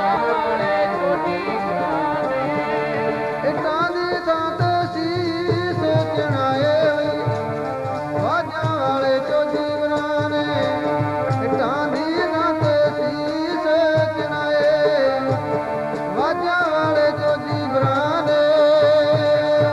ਵਾਲੇ ਸੀਸ ਲਗਾਏ ਨੇ, ਵਾਜਾਂ ਵਾਲੇ ਚੋਜੀ ਗੁਰਾਂ ਨੇ।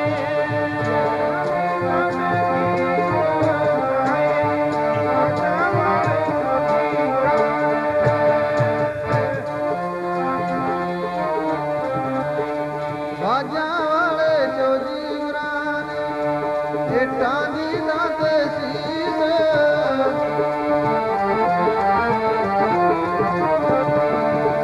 ਵਾਜਾਂ ਵਾਲੇ ਜੀ ਚੋਜੀ ਗੁਰਾਂ ਨੇ, ਕਲਗੀਆਂ ਵਾਲੇ ਜੀ ਚੋਜੀ ਗੁਰਾਂ ਨੇ। ਉਹ ਵਾਜਾਂ ਵਾਲੇ ਜੀ ਚੋਜੀ ਗੁਰਾਂ ਨੇ, ਉਹ ਵਾਜਾਂ ਵਾਲੇ ਜੀ ਚੋਜੀ ਗੁਰਾਂ ਨੇ।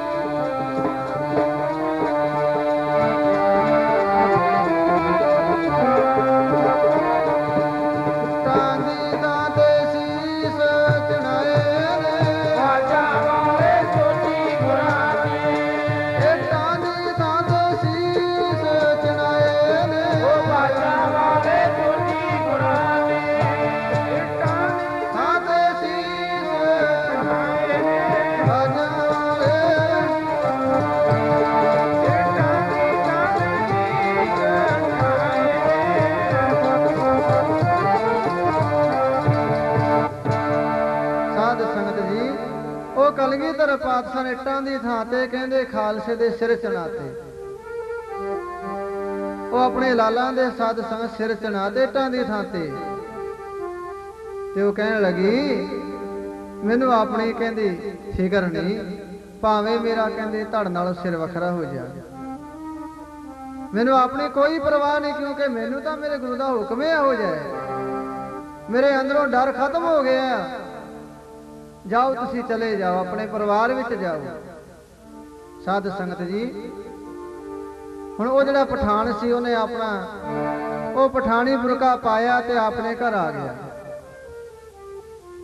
ਹੁਣ ਬੀਬੀ ਸਤਵੰਤ ਕੌਰ ਜੇਲ੍ਹ ਵਿੱਚ ਬੈਠੀ ਹੈ, ਉਹ ਕਾਬਲ ਕੰਧਾਰ ਦੀ ਧਰਤੀ ਤੇ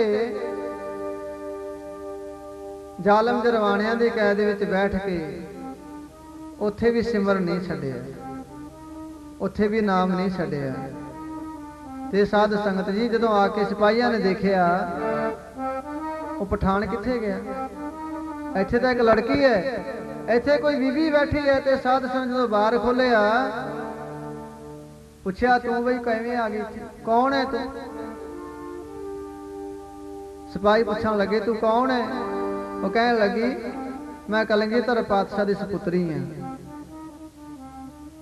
ਮੈਂ ਕਲਗੀਧਰ ਪਾਤਸ਼ਾਹ ਦੀ ਲਾਡਲੀ ਧੀ ਹਾਂ, ਇੱਥੇ ਕਹਿੰਦੀ ਮੈਂ ਪਰਉਪਕਾਰ ਕਰਨ ਵਾਸਤੇ ਆਈ ਹਾਂ। ਸਾਧ ਸੰਗਤ ਜੀ ਉਹ ਸਿਪਾਹੀ ਫਟਾਫਟ ਉਹ ਬਾਦਸ਼ਾਹ ਦੇ ਕੋਲ ਗਏ, ਜਾ ਕੇ ਸਾਰੀ ਵਾਰਤਾ ਸੁਣਾਈ ਕਿ ਜੇਲ੍ਹ ਦੇ ਵਿੱਚ ਜਿਹੜਾ ਪਠਾਨ ਸੀ ਨਾ ਉਹ ਹੈ ਨਹੀਂ ਤੇ ਉਹਦੀ ਥਾਂ ਤੇ ਇੱਕ ਲੜਕੀ ਹੈ। ਹੁਣ ਕਹਿਣ ਲੱਗਾ ਲਿਆਓ ਛੇਤੀ ਕਰੋ, ਕੌਣ ਹੈ ਉਹ ਲੜਕੀ? ਸਾਧ ਸੰਗਤ ਨੂੰ ਲੈ ਕੇ ਆਏ ਕਚਹਿਰੀ ਦੇ ਵਿੱਚ। ਹੁਣ ਬੀਬੀ ਸਤਵੰਤ ਕੌਰ ਉਹ ਆਲੇ ਦੁਆਲੇ ਵੱਡੇ ਵੱਡੇ ਯੋਧੇ ਜਿਨ੍ਹਾਂ ਨੂੰ ਉਹ ਬਾਦਸ਼ਾਹ ਦਾ ਥਾਪੜਾ ਸੀ, ਉਹ ਵੱਡੇ ਵੱਡੇ ਜ਼ਾਲਮ ਵੱਡੇ ਵੱਡੇ ਅਹੰਕਾਰੀ ਉੱਥੇ ਬੈਠੇ ਨੇ ਸਭਾ ਦੇ ਵਿੱਚ, ਤੇ ਬੀਬੀ ਸਤਵੰਤ ਕੌਰ ਤੁਰੀ ਆਉਂਦੀ ਹੈ। ਤੇ ਸਾਧ ਸੰਗਤ ਜੀ ਨਾਲੇ ਜੈਕਾਰੇ ਲਾਉਂਦੀ ਹੈ, ਬੋਲੇ ਸੋ ਨਿਹਾਲ ਸਤਿ ਸ੍ਰੀ ਅਕਾਲ, ਬੋਲੇ ਸੋ ਨਿਹਾਲ ਸਤਿ ਸ੍ਰੀ ਅਕਾਲ, ਬੋਲੇ ਸੋ ਨਿਹਾਲ ਸਤਿ ਸ੍ਰੀ ਅਕਾਲ, ਬੋਲੇ ਸੋ ਨਿਹਾਲ ਸਤਿ ਸ੍ਰੀ ਅਕਾਲ, ਬੋਲੇ ਸੋ ਨਿਹਾਲ ਸਤਿ ਸ੍ਰੀ ਅਕਾਲ, ਬੋਲੇ ਸੋ ਨਿਹਾਲ ਸਤਿ ਸ੍ਰੀ ਅਕਾਲ, ਬੋਲੇ ਸੋ ਨਿਹਾਲ ਸਤਿ ਸ੍ਰੀ ਅਕਾਲ, ਬੋਲੇ ਸੋ ਨਿਹਾਲ ਸਤਿ ਸ੍ਰੀ ਅਕਾਲ। ਸਾਧ ਸੰਗਤ ਉਸ ਸਮੇਂ ਜਦੋਂ ਸੁਣਿਆ ਉਹ ਇੰਨੀ ਦਿਲੇ ਲੜਕੀ ਜਿਹੜੀ ਜੈਕਾਰੇ ਲਾਉਂਦੀ ਆ ਰਹੀ ਹੈ, ਤੇ ਹੁਣ ਸਾਧ ਸੰਗਤ ਉਹ ਬਾਦਸ਼ਾਹ ਦੇਖ ਕੇ ਹੈਰਾਨ ਹੋ ਗਏ, ਆਪਣੇ ਆਸਣ ਤੋਂ ਖੜਾ ਹੋ ਗਏ। ਐ ਲੜਕੀ ਤੂੰ ਕੌਣ ਹੈ ਬਈ, ਕਿੱਥੋਂ ਆਈ ਹੈ? ਐ ਬਾਦਸ਼ਾਹ ਮੈਂ ਹਿੰਦੁਸਤਾਨ ਤੋਂ ਆਈ ਹਾਂ, ਪੰਜਾਬ ਦੀ ਧਰਤੀ ਤੋਂ ਮੈਂ ਕੈਦ ਹੋ ਕੇ ਆਈ ਹਾਂ। ਫਿਰ ਇੱਥੇ ਆ ਜੇਲ੍ਹ ਦੇ ਵਿੱਚ ਕਹਿੰਦੀ ਉਹ ਪਠਾਨ ਜਿਸ ਨੂੰ ਤੂੰ ਕੈਦ ਕੀਤਾ ਸੀ ਨਾ, ਉਹ ਪਠਾਨ ਮੈਨੂੰ ਖਰੀਦ ਕੇ ਲਿਆਇਆ ਸੀ, ਮੈਂ ਉਹਦੀ ਨੌਕਰਾਨੀ ਸੀ, ਪਰ ਉਹਦੇ ਘਰ ਵਾਲੇ ਨੇ ਮੈਨੂੰ ਭੈਣਾਂ ਦੀ ਤਰ੍ਹਾਂ ਰੱਖਿਆ, ਮੇਰਾ ਬੜਾ ਸਤਿਕਾਰ ਕੀਤਾ, ਤੇ ਮੈਂ ਕਲਗੀਧਰ ਪਾਤਸ਼ਾਹ ਦੀ ਲਾਡਲੀ ਹਾਂ, ਤੇ ਮੇਰਾ ਫਰਜ਼ ਬਣਦਾ ਸੀ ਉਹ ਕੀਤੇ ਹੋਏ ਪਰਉਪਕਾਰ ਦਾ ਕਰਜ਼ਾ ਚੁਕਾਉਣਾ। ਉਹਨੇ ਮੇਰੇ ਤੇ ਪਰਉਪਕਾਰ ਕੀਤਾ ਤੇ ਮੈਂ ਉਹ ਤੇ ਕੀਤਾ ਹੈ, ਮੈਂ ਉਹ ਕਰਜ਼ਾ ਲਾਤਾ। ਸਾਧ ਸੰਗਤ ਜੀ ਹੁਣ ਬਾਦਸ਼ਾਹ ਗੱਲਾਂ ਸੁਣ ਕੇ ਬੜਾ ਹੈਰਾਨ ਹੋ ਰਿਹਾ, ਕਹਿਣ ਲੱਗਾ ਤੂੰ ਇੱਥੇ ਕਿਵੇਂ ਆਈ ਹੈ? ਐ ਬਾਦਸ਼ਾਹ ਉਹ ਜਦੋਂ ਤੇਰੀਆਂ ਫੌਜਾਂ ਹਿੰਦੁਸਤਾਨ ਤੇ ਗਈਆਂ ਉਸ ਸਮੇਂ ਤੇਰਾ ਕੋਈ ਪਠਾਨ ਜ਼ਖਮੀ ਹੋ ਕੇ ਸਾਡੇ ਪਿੰਡ ਦੇ ਬਾਹਰ ਆ ਕੇ ਡਿੱਗ ਪਿਆ। ਉਹ ਪਿੱਛੇ ਗੱਲਾਂ ਸੁਣਾਉਂਦੀ ਹੈ, ਕੈਦ ਕਿਵੇਂ ਹੋ ਕੇ ਆਈ? ਐ ਬਾਦਸ਼ਾਹ ਉਹ ਤੇਰਾ ਪਠਾਨ ਕੋਈ ਜ਼ਖਮੀ ਹੋ ਕੇ ਸਾਡੇ ਪਿੰਡ ਦੇ ਬਾਹਰ ਆ ਕੇ ਡਿੱਗ ਪਿਆ, ਤੇ ਮੈਂ ਆਪਣੇ ਗੁਰੂ ਦੇ ਦਰਬਾਰ ਵਿੱਚ ਜਾ ਰਹੀ ਸੀ, ਤੇ ਜਦੋਂ ਮੈਂ ਦੇਖਿਆ ਕੋਈ ਬੰਦਾ ਤੜਫ ਰਿਹਾ ਹੈ, ਜਿਹਦੇ ਸਰੀਰ ਤੇ ਬੜੇ ਫੱਟ ਲੱਗੇ ਨੇ, ਉਹ ਸਿੰਘਾਂ ਦੇ ਨਾਲ ਉਹਦਾ ਟਾਕਰਾ ਹੋ ਗਿਆ ਸੀ। ਜੰਗਲਾਂ ਦੇ ਵਿੱਚ ਸਿੰਘ ਫਿਰਦੇ ਨੇ, ਉਹ ਜੰਗਲਾਂ ਦੇ ਵਿੱਚ ਉਹ ਸੂਰਮੇ ਫਿਰਦੇ ਸੀ, ਜਿਨ੍ਹਾਂ ਦੇ ਵਿੱਚ ਭਾਈ ਬਲਵੰਤ ਰਾਏ ਵੀ ਸੀ। ਸਾਧ ਸੰਗਤ ਇਤਿਹਾਸ ਵਿੱਚ ਲਿਖਿਆ ਹੈ, ਉਸ ਸਮੇਂ ਸਿੰਘ ਸੂਰਮੇ ਜਥੇਦਾਰ ਕਪੂਰ ਸਿੰਘ ਜੀ ਹੋਰੀ ਤੇ ਭਾਈ ਬਲਵੰਤ ਰਾਏ, ਜਿਹਦਾ ਨਾਮ ਪਹਿਲਾਂ ਸੀ ਬਲਵੰਤ ਰਾਏ ਤੇ ਅੰਮ੍ਰਿਤ ਛਕੇ ਸਿੰਘ ਬਣਿਆ ਸੀ, ਉਹ ਸਿੰਘ ਸੂਰਮੇ ਜੰਗਲਾਂ ਵਿੱਚ ਫਿਰਦੇ ਸੀ ਤੇ ਉਹਨਾਂ ਦੇ ਨਾਲ ਪਠਾਨ ਦਾ ਟਾਕਰਾ ਹੋ ਗਿਆ। ਉਹਦੇ ਨਾਲ ਦੇ ਸਿਪਾਹੀ ਕਾਫੀ ਮਾਰੇ ਗਏ ਤੇ ਉਹ ਪੱਟੜ ਹੋ ਕੇ ਸਾਧ ਸੰਗਤ ਜੀ ਜੰਗਲਾਂ ਵਿੱਚੋਂ ਭੱਜ ਕੇ ਪਿੰਡ ਵਿੱਚ ਆ ਗਿਆ, ਡਿੱਗ ਪਿਆ ਧਰਤੀ ਤੇ। ਕਹਿੰਦੀ ਐ ਬਾਦਸ਼ਾਹ, ਉਹ ਮੈਂ ਉਸ ਪਠਾਨ ਨੂੰ ਚੁੱਕ ਕੇ ਆਪਣੇ ਘਰ ਲੈ ਗਈ, ਮੈਂ ਉਹਦੀ ਮੱਲਮ ਪੱਟੀ ਕੀਤੀ, ਉਹਨੂੰ ਦਵਾਈ ਵਗੈਰਾ ਬੜੇ ਦਿਨ ਮੈਂ ਖਵਾਉਂਦੀ ਰਹੀ, ਇਲਾਜ ਹੋ ਗਿਆ। ਮੇਰੇ ਬਿਰਧ ਪਿਤਾ ਨੇ ਉਹਦੀ ਸੇਵਾ ਕੀਤੀ ਤੇ ਉਹ ਪਠਾਨ ਉਹ ਇੱਕ ਦਿਨ ਆਪਣੇ ਘਰ ਵਾਲੇ ਨੂੰ ਸਾਡੇ ਘਰ ਲੈ ਆਇਆ ਤੇ ਮੇਰੇ ਪਿਤਾ ਜੀ ਨੂੰ ਕਹਿਣ ਲੱਗਾ ਕਿ ਤੁਹਾਡੀ ਲੜਕੀ ਨੂੰ ਮੇਰੇ ਘਰ ਵਾਲੇ ਕੋਲ ਭੇਜ ਦਿਓ, ਮੈਂ ਬਾਹਰ ਜਾਣਾ। ਮੇਰੇ ਪਿਤਾ ਜੀ ਬੜੇ ਠੰਡੇ ਸੁਭਾਅ ਦੇ ਸੀ, ਉਹ ਕਹਿਣ ਲੱਗੇ ਚੰਗਾ ਬਈ ਲੈ ਜਾ। ਮੈਂ ਉਹਨਾਂ ਦੇ ਨਾਲ ਚਲੀ ਗਈ ਤੰਬੂਆਂ ਦੇ ਵਿੱਚ, ਉਹ ਜਿੱਥੇ ਤੇਰੇ ਕਹਿੰਦੇ ਉਹ ਪਠਾਣਾ ਨੇ ਕੈਂਪ ਲਾਏ ਹੋਏ ਸੀ ਨਾ, ਉੱਥੇ ਮੈਂ ਚਲੀ ਗਈ ਤੇ ਉਹਨਾਂ ਨੇ ਕੀ ਕੀਤਾ, ਮੈਨੂੰ ਕੈਦ ਕਰ ਲਿਆ ਤੇ ਇਧਰੋਂ ਤੇਰਾ ਹੁਕਮ ਹੋ ਗਿਆ। ਐ ਬਾਦਸ਼ਾਹ ਤੂੰ ਹੁਕਮ ਕਰਤਾ, ਚਲੋ ਵੀ ਚਲੀਏ ਕਾਬਲ ਕੰਧਾਰ ਦੀ ਧਰਤੀ ਤੇ ਉਸ ਸਮੇਂ ਮੈਨੂੰ ਕੈਦ ਕੀਤਾ ਹੋਇਆ ਸੀ। ਉਹ ਜਿਹੜੀਆਂ ਕੈਦਣਾ ਲੜਕੀਆਂ ਨੂੰ ਤੇਰੇ ਪਠਾਨ ਹਿੰਦੁਸਤਾਨ ਦੀਆਂ ਧੀਆਂ ਬੇਟੀਆਂ ਨੂੰ ਕੈਦ ਕਰਕੇ ਲਿਆ ਰਹੇ ਸੀ, ਉਹਨਾਂ ਵਿੱਚ ਮੈਨੂੰ ਸ਼ਾਮਲ ਕਰਤਾ ਤੇ ਮੈਂ ਇੱਥੇ ਆ ਗਈ। ਮੰਡੀ ਦੇ ਵਿੱਚ ਮੇਰੀ 5 ਰੁਪਿਆਂ ਦੀ ਕੀਮਤ ਪਈ। ਹੁਣ ਸਾਧ ਸੰਗਤ ਜੀ, ਉਹ ਬਾਦਸ਼ਾਹ ਬੜਾ ਗਰਮ ਹੋਇਆ, ਕ੍ਰੋਧਵਾਨ ਹੋ ਗਿਆ। ਇਹ ਲੜਕੀ ਉਹ ਕਿਹੜਾ ਪਠਾਨ ਸੀ ਜਿਹੜਾ ਤੈਨੂੰ ਕੈਦ ਕਰਕੇ ਲਿਆਇਆ ਸੀ, ਜਿਹਦਾ ਤੂੰ ਇਲਾਜ ਕੀਤਾ ਸੀ? ਜੇ ਤੇਰੇ ਸਾਹਮਣੇ ਆ ਜਾਵੇ ਤੂੰ ਉਹਨੂੰ ਪਹਿਚਾਣ ਲਵੇਂਗੀ? ਕਹਿੰਦੀ ਹਾਂ ਬਾਦਸ਼ਾਹ, ਉਹ ਹੁਣ ਵੀ ਤੇਰੀ ਸਭਾ ਵਿੱਚ ਹੈ। ਉਹ ਕਹਿਣ ਲੱਗਾ ਕੌਣ ਹੈ, ਦੱਸ ਫਿਰ। ਉਹ ਕਹਿਣ ਲੱਗੀ ਬਾਦਸ਼ਾਹ, ਉਹ ਤੇਰੇ ਕੋਲ ਖੜਾ ਹੈ, ਉਹਦਾ ਵਜ਼ੀਰ। ਸਾਧ ਸੰਗਤ, ਉਹ ਅਬਦਾਲੀ ਦਾ ਵਜ਼ੀਰ ਸੀ ਜਿਹੜਾ ਮੇਨ, ਉਹ ਪਠਾਨ, ਉਹਦੇ ਵੱਲ ਇਸ਼ਾਰਾ ਕੀਤਾ, ਕਹਿੰਦੀ ਉਹ ਤੇਰੇ ਕੋਲ ਖੜਾ ਹੈ। ਤੇ ਉਸ ਸਮੇਂ ਉਹ ਅਹਿਮਦ ਸਾਹਿਬ ਅਬਦਾਲੀ ਨੇ ਹੁਕਮ ਕੀਤਾ ਸਿਪਾਹੀਆਂ ਨੂੰ, ਉਹ ਕਹਿੰਦੇ ਇਹਨੂੰ ਗ੍ਰਿਫਤਾਰ ਕਰ ਲਓ, ਇਸ ਪਠਾਨ ਨੂੰ ਗ੍ਰਿਫਤਾਰ ਕਰੋ। ਕਿਉਂ? ਕਿਉਂਕਿ ਉਹ ਤੇਰੀ ਇਹਨੇ ਇੰਨੀ ਸੇਵਾ ਕੀਤੀ, ਉਹ ਤੇਰੀ ਜਾਨ ਬਚਾਈ ਤੇ ਤੂੰ ਇਹਨੂੰ ਕੈਦ ਕਰਕੇ ਲਿਆਇਆ। ਹੁਣ ਸਾਧ ਸੰਗਤ ਕਹਿੰਦਾ ਬਈ ਇਹਨੂੰ ਜੇਲ੍ਹ ਵਿੱਚ ਬੰਦ ਕਰ ਦਿਓ। ਕਹਿਣ ਲੱਗਿਆ ਲੜਕੀ ਮੰਗ ਕੀ ਮੰਗਦੀ ਏ? ਤੇਰੇ ਮਨ ਵਿੱਚ ਕੀ ਕੋਈ ਖਿਆਲ ਹੈ ਤੇਰੇ ਕੋਲ? ਤੇਰੇ ਮਨ ਵਿੱਚ ਕੋਈ ਇੱਛਾ ਹੈ ਮੰਗਣ ਦੀ? ਮੰਗ।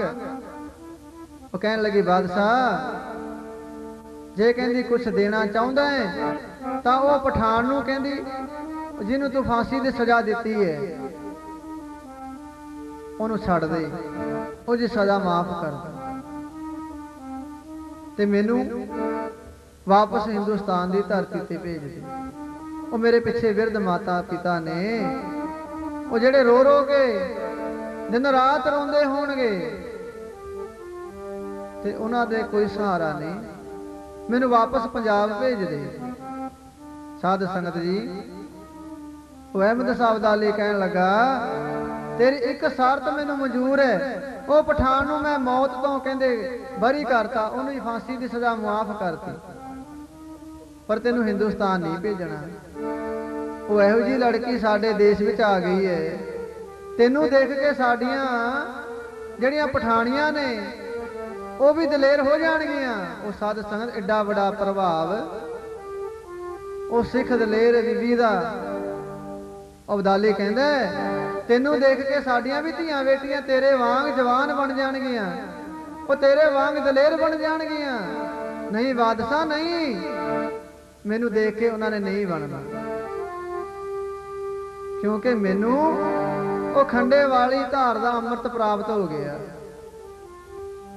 ਮੈਂ ਖੰਡੇ ਬਾਟੇ ਦਾ ਅੰਮ੍ਰਿਤ ਛਕਿਆ ਹੋਇਆ ਹੈ, ਤੇ ਜੇ ਖੰਡੇ ਬਾਟੇ ਦਾ ਅੰਮ੍ਰਿਤ ਛਕਣਗੀਆਂ ਤਾਂ ਉਹ ਦਲੇਰ ਹੋਣਗੀਆਂ। ਹੁਣ ਦੇਖਿਆ ਨਾ, ਦਲੇਰ ਕੱਲ ਸੁਣਿਆ ਸੀ ਮਹਾਂਪੁਰਖਾਂ ਦੇ ਕੋਲੋਂ, ਉਹ ਮਾਤਾ ਭਾਗੋ ਜੀ ਨੇ ਸਾਧ ਸੰਗਤ ਜੀ ਕਿਹਾ ਸੀ ਕਿ ਅਸੀਂ ਹੁਣ ਜੰਗ ਵਿੱਚ ਜਾਵਾਂਗੇ, ਤੇ ਹੱਥ ਵਿੱਚ ਖੰਡਾ ਲੈ ਲਿਆ। ਡਰੀ ਨਹੀਂ, ਉਹ ਹੱਥ ਵਿੱਚ ਖੰਡਾ ਲੈ ਕੇ ਤੇ ਸਾਧ ਸੰਗਤ ਜੀ, ਮਾਤਾ ਭਾਗੋ ਹੁਣ ਜੰਗ ਵਿੱਚ ਚੱਲੀ ਐ, ਸ਼ੇਰਾਂ ਵਾਲਾ ਰੂਪ ਧਾਰ ਕੇ। ਭਾਗੋ ਹੁਣ ਜੰਗ ਵੱਲ ਚੱਲੀ ਐ, ਸ਼ੇਰਾਂ ਵਾਲਾ ਰੂਪ ਧਾਰ ਕੇ।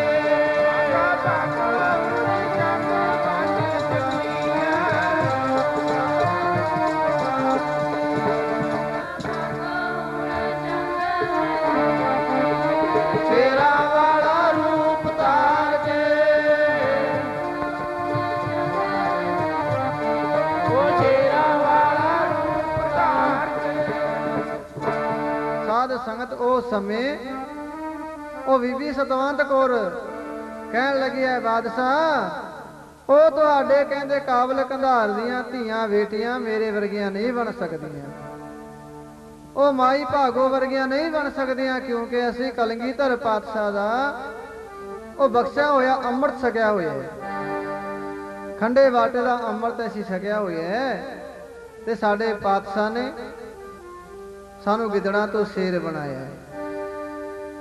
ਇਹ ਤੇਰੇ ਮਨ ਵਿੱਚ ਭੁਲੇਖਾ ਹੈ। ਸਾਧ ਸੰਗਤ ਜੀ ਉਹ ਕਹਿਣ ਲੱਗਾ ਕਿ ਪਰ ਤੈਨੂੰ ਜਾਣ ਨਹੀਂ ਦੇਣਾ ਪੰਜਾਬ ਵਾਪਸ, ਤੈਨੂੰ ਰਾਜ ਮਹਿਲਾਂ ਵਿੱਚ ਰੱਖਾਂਗੇ। ਹੁਣ ਸਾਧ ਸੰਗਤ ਜੀ ਉਸ ਸਮੇਂ ਬੀਬੀ ਸਤਵੰਤ ਕੌਰ ਨੂੰ ਰਾਜ ਘਰਾਣੇ ਵਿੱਚ ਭੇਜਤਾ, ਪਹਿਰੇ ਲਾਤੇ ਆਲੇ ਦੁਆਲੇ, ਤੇ ਸਾਧ ਸੰਗਤ ਪਹਿਰੇ ਲੱਗੇ ਹੋਏ ਨੇ, ਬੀਬੀ ਸਤਵੰਤ ਕੌਰ ਨੇ ਬਾਰ ਲਾ ਲਿਆ। ਰਾਜ ਮਹਿਲਾਂ ਵਿੱਚ ਅੰਦਰ ਬੈਠ ਗਈ ਤੇ ਬਾਰ ਲਾ ਲਿਆ। ਤੇ ਸਾਧ ਸੰਗਤ ਜੀ ਉਹ ਅੰਦਰ ਕਮਰੇ ਦੇ ਅੰਦਰ ਅੱਗ ਲਾਤੀ। ਅੱਗ ਲਾਤੀ ਕਮਰੇ ਦੇ ਅੰਦਰ। ਹੁਣ ਜਦੋਂ ਅੱਗ ਲੱਗੀ ਨਾ, ਉਹ ਆਲੇ ਦੁਆਲੇ ਸਾਰੇ ਮਹਿਲਾਂ ਵਿੱਚ ਅੱਗ ਫੈਲ ਗਈ।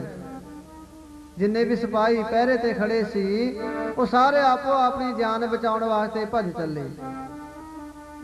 ਤੇ ਬੀਬੀ ਸਤਵੰਤ ਕੌਰ ਨੇ ਮੌਕਾ ਵੇਖਿਆ, ਉਹ ਰਾਜ ਮਹਿਲਾਂ ਤੋਂ ਬਾਹਰ ਨਿਕਲ ਗਈ। ਤੇ ਸਾਧ ਸੰਗਤ ਜੀ ਰਾਜ ਮਹਿਲਾਂ ਤੋਂ ਬਾਹਰ ਨਿਕਲ ਗਈ ਤੇ ਇਧਰੋਂ ਅਬਦਾਲੀ ਆ ਗਿਆ। ਅਬਦਾਲੀ ਦੀਆਂ ਫੌਜਾਂ ਆ ਗਈਆਂ। ਤੇ ਹੁਣ ਬਲ ਰਹੇ ਮਕਾਨ ਨੂੰ ਜਦੋਂ ਦੇਖਿਆ ਨਾ, ਮਹਿਲਾਂ ਨੂੰ ਜਲਦਿਆਂ ਨੂੰ ਦੇਖਿਆ, ਉਹ ਅਬਦਾਲੀ ਕਹਿਣ ਲੱਗਾ, ਉਹ ਜਾਓ, ਕਹਿੰਦੇ ਛੇਤੀ ਕਰੋ, ਉਹ ਲੜਕੀ ਨਾ ਕਿਤੇ ਖਤਮ ਹੋ ਜੇ, ਉਹ ਲੜਕੀ ਨਾ ਮਰ ਜਾਵੇ। ਇੰਨੀ ਦਲੇਰ ਲੜਕੀ ਸਾਡੇ ਧਰਤੀ ਤੇ ਨਹੀਂ ਆ ਸਕਦੀ। ਹੁਣ ਸਾਧ ਸੰਗਤ ਜੀ ਜਦੋਂ ਅੰਦਰ ਕਮਰਿਆਂ ਦੇ ਅੰਦਰ ਜਾ ਜਾ ਕੇ ਦੇਖਦੇ ਨੇ ਸਿਪਾਹੀ, ਕਿਸੇ ਕਮਰੇ ਦੇ ਅੰਦਰ ਨਜ਼ਰ ਨਹੀਂ ਆਉਂਦੀ। ਐ ਅਬਦਾਲੀ, ਐ ਬਾਦਸ਼ਾਹ, ਉਹ ਲੜਕੀ ਤਾਂ ਖਤਮ ਹੋ ਗਈ ਹੋਵੇਗੀ।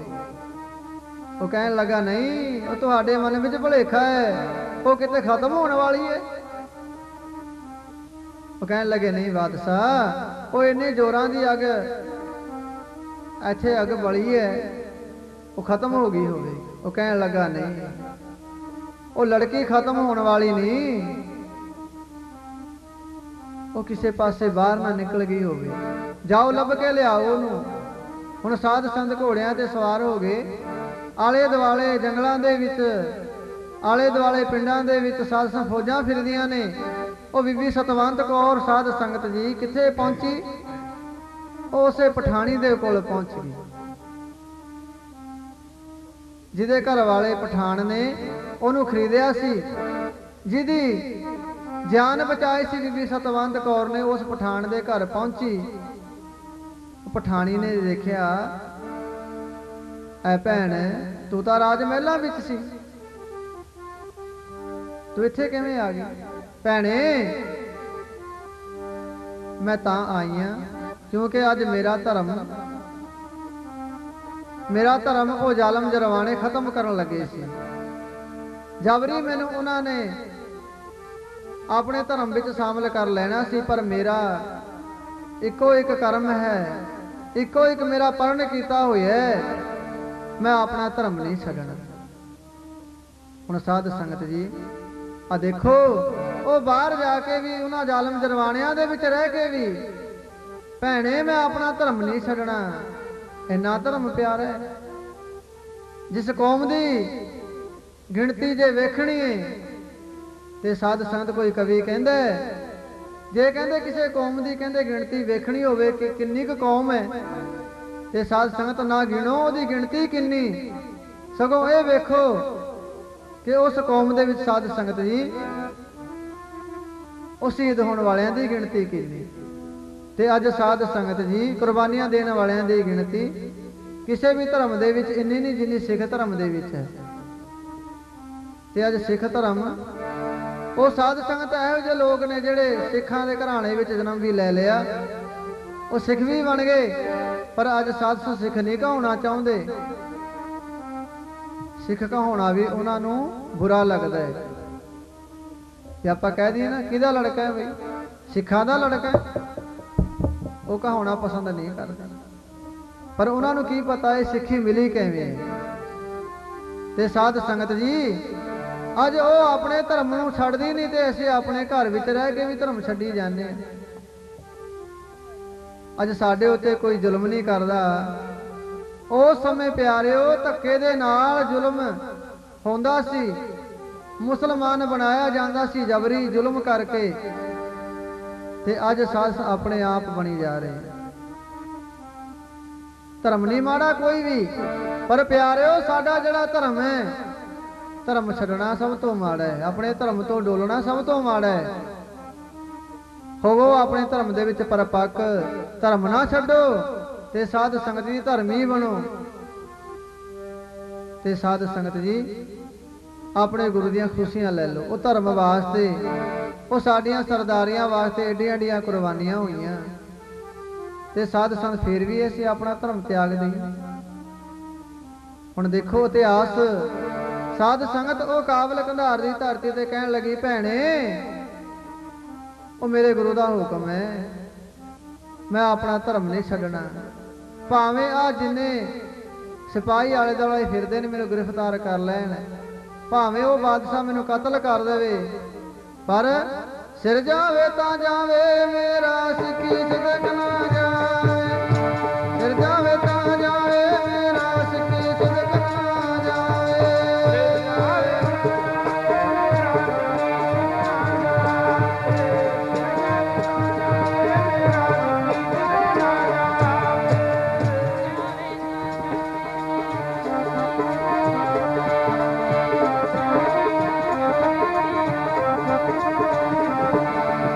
ਸਿਰ ਜਾਵੇ ਤਾਂ ਜਾਵੇ ਮੇਰਾ ਸਿੱਖੀ ਸਦਕ ਨਾ ਜਾਵੇ, ਸਿਰ ਜਾਵੇ ਤਾਂ ਜਾਵੇ ਸਿੱਖੀ ਸਦਕ ਨਾ ਜਾਵੇ।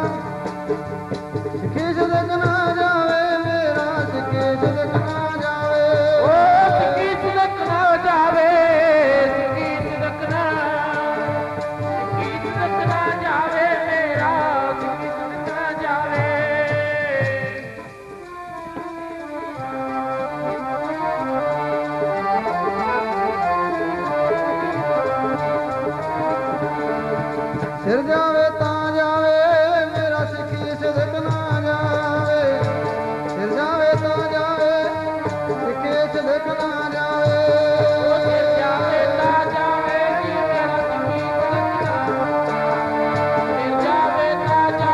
ਮੇਰਾ ਸਿੱਖੀ ਸਦਕ ਨਾ ਜਾਵੇ।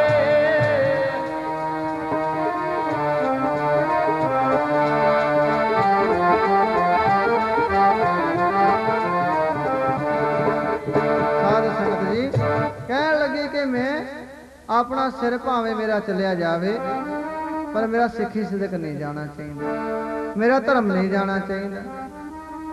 ਤੇ ਪਿਆਰਿਓ ਉਸ ਸਮੇਂ ਉਹ ਪਠਾਣੀ ਹੈਰਾਨ ਹੋ ਗਈ, ਭੈਣੇ ਮੈਂ ਤੈਨੂੰ ਪਹਿਲਾਂ ਪਹਿਚਾਣ ਲਿਆ ਸੀ, ਮੈਂ ਤੈਨੂੰ ਪਹਿਲਾਂ ਦੇਖ ਲਿਆ ਸੀ ਕਿ ਤੇਰੇ ਚਿਹਰੇ ਤੇ ਕੋਈ ਵੱਖਰਾ ਨੂਰ ਹੈ, ਪਰ ਅੱਜ ਮੈਂ ਉਹ ਵੱਖਰੇ ਨੂਰ ਦੀ ਪਹਿਚਾਣ ਕਰ ਲਈ ਹੈ। ਤੇ ਸਾਧ ਸੰਗਤ ਜੀ ਉਹ ਕਹਿਣ ਲੱਗੀ, ਭੈਣੇ ਹੁਣ ਫਿਰ ਮੈਂ ਕੀ ਕਰਾਂ, ਮੈਂ ਤੇਰੀ ਕੀ ਸੇਵਾ ਕਰ ਸਕਦੀ ਆ। ਉਹ ਕਹਿਣ ਲੱਗੀ, ਭੈਣੇ ਥੋੜੇ ਸਮੇਂ ਵਾਸਤੇ ਮੈਨੂੰ ਆਪਣੇ ਘਰ ਰੱਖ ਲੈ। ਹੁਣ ਸਾਧ ਸੰਗਤ ਉਹ ਪਠਾਣੀ ਕਹਿਣ ਲੱਗੀ, ਘਰ ਮਹਿਲਾਂ ਵਿੱਚ ਰੱਖਾਂਗੀ ਤੇ ਇੱਥੇ ਤੈਨੂੰ ਕੋਈ ਦੇਖ ਲਵੇਗਾ। ਇੱਕ ਗੁਫਾ ਬਣੀ ਹੋਈ ਸੀ, ਉਹ ਗੁਫਾ ਦੇ ਅੰਦਰ ਕੋਈ ਆਮ ਬੰਦਾ ਨਹੀਂ ਸੀ ਜਾਂਦਾ। ਉਸ ਗੁਫਾ ਦੇ ਅੰਦਰ ਬੀਬੀ ਸਤਵੰਤ ਕੌਰ ਨੂੰ ਲੈ ਗਈ ਤੇ ਸਾਧ ਸੰਗਤ ਉੱਥੇ ਕਹਿਤਾ ਕਿ ਭੈਣੇ ਜਿੰਨਾ ਚਿਰ ਤੂੰ ਇੱਥੇ ਰਹਿਣਾ ਚਾਹੁੰਦੀ ਆ ਉਹਨਾਂ ਚਿਰ ਰਹਿ ਸਕਦੀ ਹੈ। ਜਦੋਂ ਇਹ ਮੁਗਲ ਸਿਪਾਹੀ ਥੱਕ ਜਾਣਗੇ, ਜਦੋਂ ਤੇਰੀ ਭਾਲ ਕਰਦੇ ਹੋਏ ਇਹ ਆਪਣੇ ਰਾਜ ਮਹਿਲਾਂ ਵਿੱਚ ਚਲੇ ਜਾਣਗੇ, ਫਿਰ ਤੇ ਇੱਥੋਂ ਨਿਕਲ ਕੇ ਚਲੀ ਜਾਣਗੇ। ਹੁਣ ਸਾਧ ਸੰਗਤ ਜੀ ਉਹ ਬੀਬੀ ਸਤਵੰਤ ਕੌਰ ਉਹ ਜਿਹੜੀ ਗੁਫਾ ਦੇ ਅੰਦਰ ਬੈਠੀ ਹੈ, ਇੱਕ ਹਫ਼ਤਾ ਲੰਘ ਗਿਆ ਅੰਦਰ ਬੈਠੀ ਨੂੰ। ਹੁਣ ਸਾਧ ਸੰਗਤ ਜੀ ਜਦੋਂ ਉਹ ਪਠਾਣੀ ਜਾਂਦੀ ਹੈ ਰੋਜ਼ਾਨਾ, ਕੀ ਦੇਖਦੀ ਹੈ? ਜਦੋਂ ਦੇਖੇ ਕਿ ਉਹ ਸਮਾਧੀ ਲਾਈ ਬੈਠੀ ਰਹਿੰਦੀ ਹੈ ਖਾਣਾ ਰੱਖ ਕੇ ਆਉਂਦੀ ਹੈ, ਖਾਣਾ ਨਹੀਂ ਖਾਂਦੀ। ਜਦੋਂ ਦੇਖਦੀ ਹੈ ਚੌਂਕੜਾ ਮਾਰਿਆ ਹੁੰਦਾ ਹੈ, ਜਦੋਂ ਦੇਖਦੇ ਉਹਦੇ ਨੇਤਰ ਬੰਦ ਹੁੰਦੇ ਨੇ। ਹੁਣ ਸਾਧ ਸੰਗਤ ਜੀ, ਉਹ ਪਠਾਣੀ ਵੀ ਹੈਰਾਨ ਹੋ ਗਈ। ਇੱਕ ਦਿਨ ਉਸਨੇ ਪੁੱਛ ਲਿਆ, ਭੈਣੇ ਜਦੋਂ ਮੈਂ ਤੈਨੂੰ ਦੇਖਣ ਵਾਸਤੇ ਆਉਂਦੀ ਆ, ਮਿਲਣ ਵਾਸਤੇ ਆਉਂਦੀ ਆ, ਤੂੰ ਸਮਾਧੀ ਲਾ ਕੇ ਬੈਠੀ ਹੁੰਦੀ ਹੈ, ਚੌਂਕੜਾ ਤੇਰਾ ਮਾਰਿਆ ਹੁੰਦਾ ਹੈ, ਨੇਤਰ ਤੇਰੇ ਬੰਦ ਹੁੰਦੇ ਨੇ, ਤੇ ਦੱਸ ਤੂੰ ਕੀ ਕਰਦੀ ਹੁੰਦੀ ਹੈ? ਮੈਂ ਮੇਰੇ ਗੁਰੂ ਦੀ ਬਾਣੀ ਪੜ੍ਹਦੀ ਹੁੰਦੀ। ਉਹ ਜਿਹੜੀ ਬਾਣੀ ਦਾ ਮੈਨੂੰ ਆਸਰਾ ਹੈ, ਉਹ ਬਾਣੀ ਮੈਂ ਪੜ੍ਹਦੀ ਹੁੰਦੀ ਆ, ਤੇ ਮੈਂ ਤੇਰੇ ਕੋਲ ਖਾਣਾ ਰੱਖ ਜਾਂਦੀ ਆ, ਤੂੰ ਖਾਣਾ ਵੀ ਨਹੀਂ ਖਾਂਦੀ। ਐਵੇਂ ਕਿਵੇਂ ਸਰੀਰ ਚੱਲੇਗਾ? ਆਹ ਸਰੀਰ ਨੂੰ ਚਲਾਉਣ ਵਾਸਤੇ ਭੈਣੇ ਖਾਣਾ ਖਾਣਾ ਪੈਣਾ ਹੈ। ਉਹ ਕਹਿਣ ਲੱਗੀ, ਬੀਬੀ ਸਤਵੰਤ ਕੌਰ, ਐ ਭੈਣ,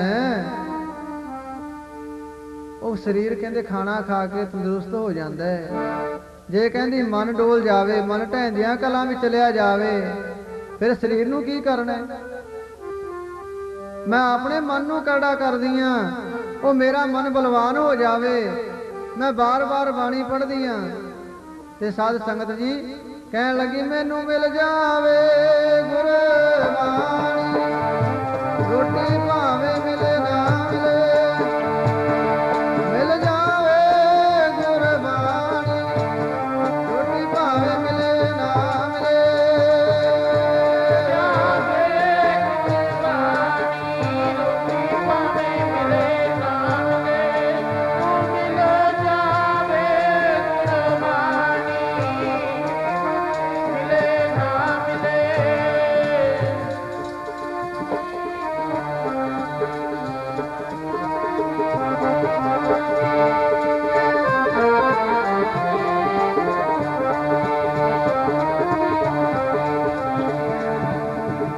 ਸੋ ਭੈਣਾਂ ਨੂੰ ਬੇਨਤੀ ਹੈ, ਬੋਲਿਆ ਕਰੋ ਭਾਈ, ਮੈਂ ਇੱਕ ਹੋਰ ਪਾਸੇ ਰੱਖ ਲਓ।